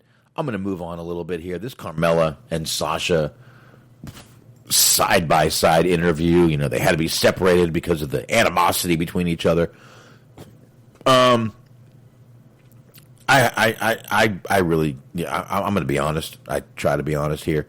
Well, there's Smart right there. Smart. Are we about a month or two away from what? I was about to say, are we a month or two away from more Ziggler's about to leave rumors? Because it seems like we could always count on those like every third month. But we haven't got one in a minute. Yeah, probably now. Yeah, probably. I would say you're right. It's probably a good time to get them out there. And, I would say definitely time for those rumors. Dolph's going to leave. No, he's not. He loves what he does. He loves who he's working with, and he's not going anywhere. Would we like him to go somewhere else? Yes. You can dream. Absolutely. But I think I don't see Dolph going anywhere. I think Dolph is a very smart businessman and wants that guaranteed money, and that's where he's going to stay. Till they fucking fire him. Just like Zack Ryder. Just like Zack Ryder. Till they fire him, he ain't going nowhere. So, that's my opinion there, Smart. Excellent. All right. I guess we can... I was just getting into the Carmella and Sasha side-by-side interview, Smart, and I was just about to be very honest. I have no interest in this. This segment, this feud, this match, none of it. The only thing, and I still watched it, but I have no interest in it. The only thing that was funny is they called James Ellsworth the guy with no chin. And that was it. I really have no interest in watching this, seeing this. I just don't even care. I just don't care. Go ahead. They, this was terrible. Honestly. And, Bayley feud, but this, it seemed like they went out of their way to make both women be as unlikable as possible. They did their job. With Sasha, I get that I get that it's kind of her whole thing is that she's very confident. She's the boss. That's her whole thing. But she just came off as a raging bitch in the promo. She came off as very unlikable. It seemed like it was some desperate house, or not desperate housewife, but Real Housewives of Atlanta type shit. The same shit. Pretty much the same shit. Where it's let me tell you something, honey. You ain't never been good. Oh, was Sasha trying to channel her inner Brandy Rhodes? Maybe? No? All right. Maybe. Would you talk to my husband like that, bitch? Okay. But I just have no interest. I just don't know. Sasha cuts good promos. Sasha can cut good promos, but this promo is just fucking terrible. She can cut decent promos. I'll go decent. Yeah, that's fair. Yeah, but I'm sorry. I personally just have no interest in this. None. I'm sorry. It's got nothing to do with Carmella. I'm just not a fan. Sasha, I got no problem with Sasha, but Carmella, I'm just not a fan, and she just takes me out of this whole thing. This whole new character of hers is just not good. So anyway, let's just move along before I go into a rant that I don't need to get into. Murphy and Aaliyah come out for their match, and the rest of the Mysterio gang versus Corbin, which was two guys in a hoodie. I found out it's Cutler and Blake. Now, Blake is the former partner of Murphy, right? Mm-hmm. Blake and Murphy. Okay. Yeah, that was their yeah, it was Blake and Murphy. That was the team name. I just want to make sure it was the same Blake. Okay, so yeah. It is. All right. So that makes sense why Corbin would bring them out there. All I know is Corbin won this match. You really think I paid attention to this match? Really? You know I didn't, right? I didn't. I like how they just basically brought it up that they were members of the Sons stable. They're like, yeah, we went ahead and. Oh, was Cutler from the Forgotten Sons? Or the... They both were. Oh. Unfortunate Sons, maybe. I forget the name of it. No, they were the Forgotten. Whatever it was. Anyway, all right, I guess they broke them up and put him with Corbin. Corbin's going to have a stable now? Oh, God. Well, he's a king, so he needs his court. We might have to. We really might have to start skipping Fridays. Anyway, let's just move on to the main event here, which was Kevin Owens and Otis versus Roman Reigns and Jey Uso. Roman in the beginning didn't come down. A couple minutes earlier, he did. Now, again, this goes back to where I think he told Jey that everything has consequences. We find out that this wasn't the only consequence that he had, was not showing up. It was a handicap match for a few minutes. Reigns came down. Looked pissed the whole time he was down there. Roman in his babyface character, this proves how forced that babyface character was. Right. I think how good you play a heel really says how forced your babyface character is. And holy shit, is his babyface character forced. Because his character fits him. But he goes after Otis like immediately. Hits him with the steps. Basically takes him out of the match. So basically now it's just Kevin Owens versus Reigns and Jey Uso. So the handicap match that started out ends up being a handicap match in the middle. Right? Okay. It started off as a handicap match and became a tag team match. And then became a handicap match. Yeah, I guess sort of, yeah. Well, no, it did. Otis was gone. Yeah. Otis was dead. Oh, yeah. I had forgotten about that. Yeah, they took him to the back during a commercial break. Oh, Reigns killed Otis. Reigns killed Otis. He did. He killed him with the steps. But yeah, and obviously we do get back from commercial after that. And it's Reigns and Owens in the ring. And at one point, Jey is getting beat to shit by Owens. And Roman just has this absolute hand on forehead, disgusted look on his face. Like, this motherfucker's embarrassing the fuck out of me. Mm-hmm. And I couldn't help but chuckle. Letting down the family. Letting down the family. And again, man, Roman playing this character to a T. I really like it, man. But after, and then at one point, Jey comes back, and he's getting the upper hand, and he goes up for the frog splash, and we lost Mark. And Reigns tells him, "Get down, tag out." And he doesn't, or he does tag out, but he tries to tag out, right? He tries to tag out, right? Mm-hmm. And Owens ends up fighting back. Reigns catches Owens in a guillotine. Doesn't let go at 5, and we get a DQ. Not a bad little match ending to it, but obviously smart. It was, they went in. Reigns and Jey were beating the hell out of Owens, right? And then with chairs. Jey got 2 chairs, and then Reigns ends up hitting Jey with the chair. I think that was part of the consequences. Yeah, he went to work on him. That was pretty cool. So are we just going to see Jey Uso end up right back beside Roman Reigns next week? Is this what it's going to be? Roman beats the shit out of his family every week, and that's how they respect him? Yeah, pretty much. I mean, okay. He's definitely going to be back there next week. He hasn't reached his breaking point yet, I don't think, because there's got to be that moment where he just has too much and he ends up attacking him, and we didn't get that this week. So it's going to keep going for at least until we get that point. I get the tough loves and talks. I do. I understand it. I see where they're going, but at some point, tough love turns into bullying. Be a star, Roman. Yeah, be a star, Antox. At some point it does, but I do get the character. Again, I'm not crazy about the whole tribal chief thing, but it is working for Roman, and I like what they're doing with Jey. Listen, Jey has not got this much television time ever.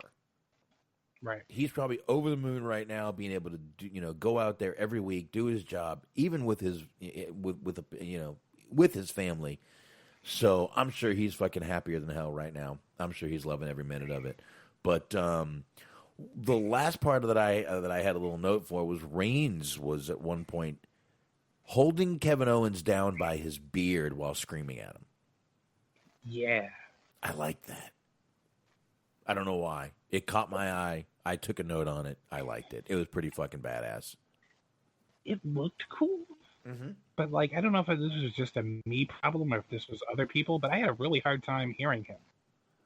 Like, Well, I got the gist of it, but it seemed like there was a minute there where it was like every other word came through. no, it's So not, it was more of like, it's that fucking crowd you noise. want to take this belt, you're going to have to earn it, you're fucking embarrassing me, you're going to try to embarrass my family, I can't have that, blah, blah, blah, blah, blah. But yeah, that made me mad too, honestly. If there's anything, that's the only criticism I have about all this, was that it's fucking piped in. Why are you purposely trying to get your fucking sound effects to talk over a seminal moment in your show? Well, if it was Randy Orton on Moment of Bliss, they would have cut the sound off. No, it would have been nothing. But Right. things you want to hear, things you want to listen to, things that actually further storylines, they're not shutting the they'd rather piped in booze for Roman Reigns to get their fucking narrative over rather than shut the fuck up and let us hear what the fuck he's saying to further the storyline and make it better and probably shit off the cuff that we should be hearing, because I don't think he could, let's face it, Roman Reigns isn't a fucking, award-winning actor. He can't remember all these lines. This is shit we should be hearing. Right. And they'd rather pipe in booze to fit their fucking narrative. We know he's a heel. He plays a good heel. Let him do it. We don't need the fucking piped in booze. We understand we're booing at home, okay? Leave us alone. We're not stupid. We don't need to be fed what to do. I was booing at home. I had my little foam finger turned up downwards. Did you? Mm-hmm. I have a little boo thing on my phone. I just push boo. I'm joking. I'm joking. I'm totally kidding. But it's more of like a ghost type sound effect, so it's more... Yeah, it's got a little sound. Yeah, it just goes boo, boo, boo. I can't wait till wrestling comes back to live shows, because I would love to just show up to a show and just do that. Boo, boo, boo, boo. And then every now and then I just put Yogi Bear, hey, boo, boo. Hey, look, boo, boo. Just to make it interesting. Just to make it interesting. It's just something I like to do sometimes. But, all right. I've got nothing else. Smark, anything else? Or should we just go ahead and wrap it up now? I mean, I don't think we could come up with a more topical reference to close the show on. Okay, well, boo. I hope you're all booing at home right now. Hope you're booing. I hope you're booing us for how we ended the show. I hope you're booing that. I hope you're in your car booing. Wherever you're booing, I hope you're booing us right now. You should be. It is well deserved. But on that note, we are going to play a little Take a Jog Drunken Ass Home, and we're going to go ahead and get on out of here. We appreciate everybody coming on in. We appreciate the chat room. Definitely appreciate the chat room listening to us live. If you want to listen live, join us right here, mixer.com/dirtsheetdudes. You always want to come by, check us out live. You will not be disappointed. And let's go ahead and get into it. We've got the high marks. You know who that is. It's Cheeseman. It's Mojo. It's G-Wiz. You know where you can find them. Mixer.com/metalmittnetwork. That's right. I don't have a stutter. I am saying there is 2 T's in Mitt. Mixer.com/metalmittnetwork. 8:30 p.m. Eastern Time Sundays. And, of course, to Bobby Anthem and Bobby Blades, you want to check out the Inhuman Experience. They're on Apple Podcasts and all the usual podcast platforms. You will not be disappointed. You are getting more than just that show. You do want to subscribe. And, of course, the Unscripted Wrestling Podcast. Check out those guys over there, Eric, Doug, and Daniel. They're over there on Blog Talk Radio. Just type in Unscripted Wrestling Podcast. You'll find them. And they are also on all the usual podcast platforms, too. And, of course, Stephen Milan sharing the show. We much appreciate it, brother. Letterboxd, boxd.com/Stephen Milan. Make sure you put 2 L's in that last name, Milan. He's over there on Letterboxd reviewing films. You want to check him out. And, of course, once again, you can find us on Spreaker. You can find us on Stitcher, iHeart, Spotify, Google. And, of course, once again, do not forget all the archives right there. Shout Engine. Facebook.com/DirtSheetDudes. Smark, let it roll, brother. Yes, sir. As always, Mondays, 8:30 p.m. Eastern Standard Time. Be sure to check out Cheese on Sports on the Metal Mitt Podcast Network. That is where you go. Also, where you go is to Planet Raconteur, the Planet Raconteur podcast with Bobby Anthem, with Papa Dave Sincere, with Yuck Nasty. Every episode is available for you to check out in the archives, as well as standalone stories, interviews, whatever the hell you need, whatever the heck you want. Check them out. Man, I'm surprised your tongue still works after rolling it like that. Wow. That's right. Thought it would have got tied or something, man. I actually do have a sore on my tongue, so that's kind of painful to do right now, but the show must go on. Oh, get some ice water and toughen up, you little bitch. All right. I am a little bitch, that's right. There you go. All right. I am the precious princess of podcast. There you go. And to our listeners, you silly bitches, Wednesday, we're back. See ya!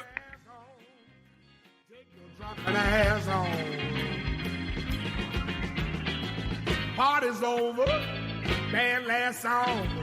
Can't stay here, you got to go home, go home, go home. It's time to take your drunken ass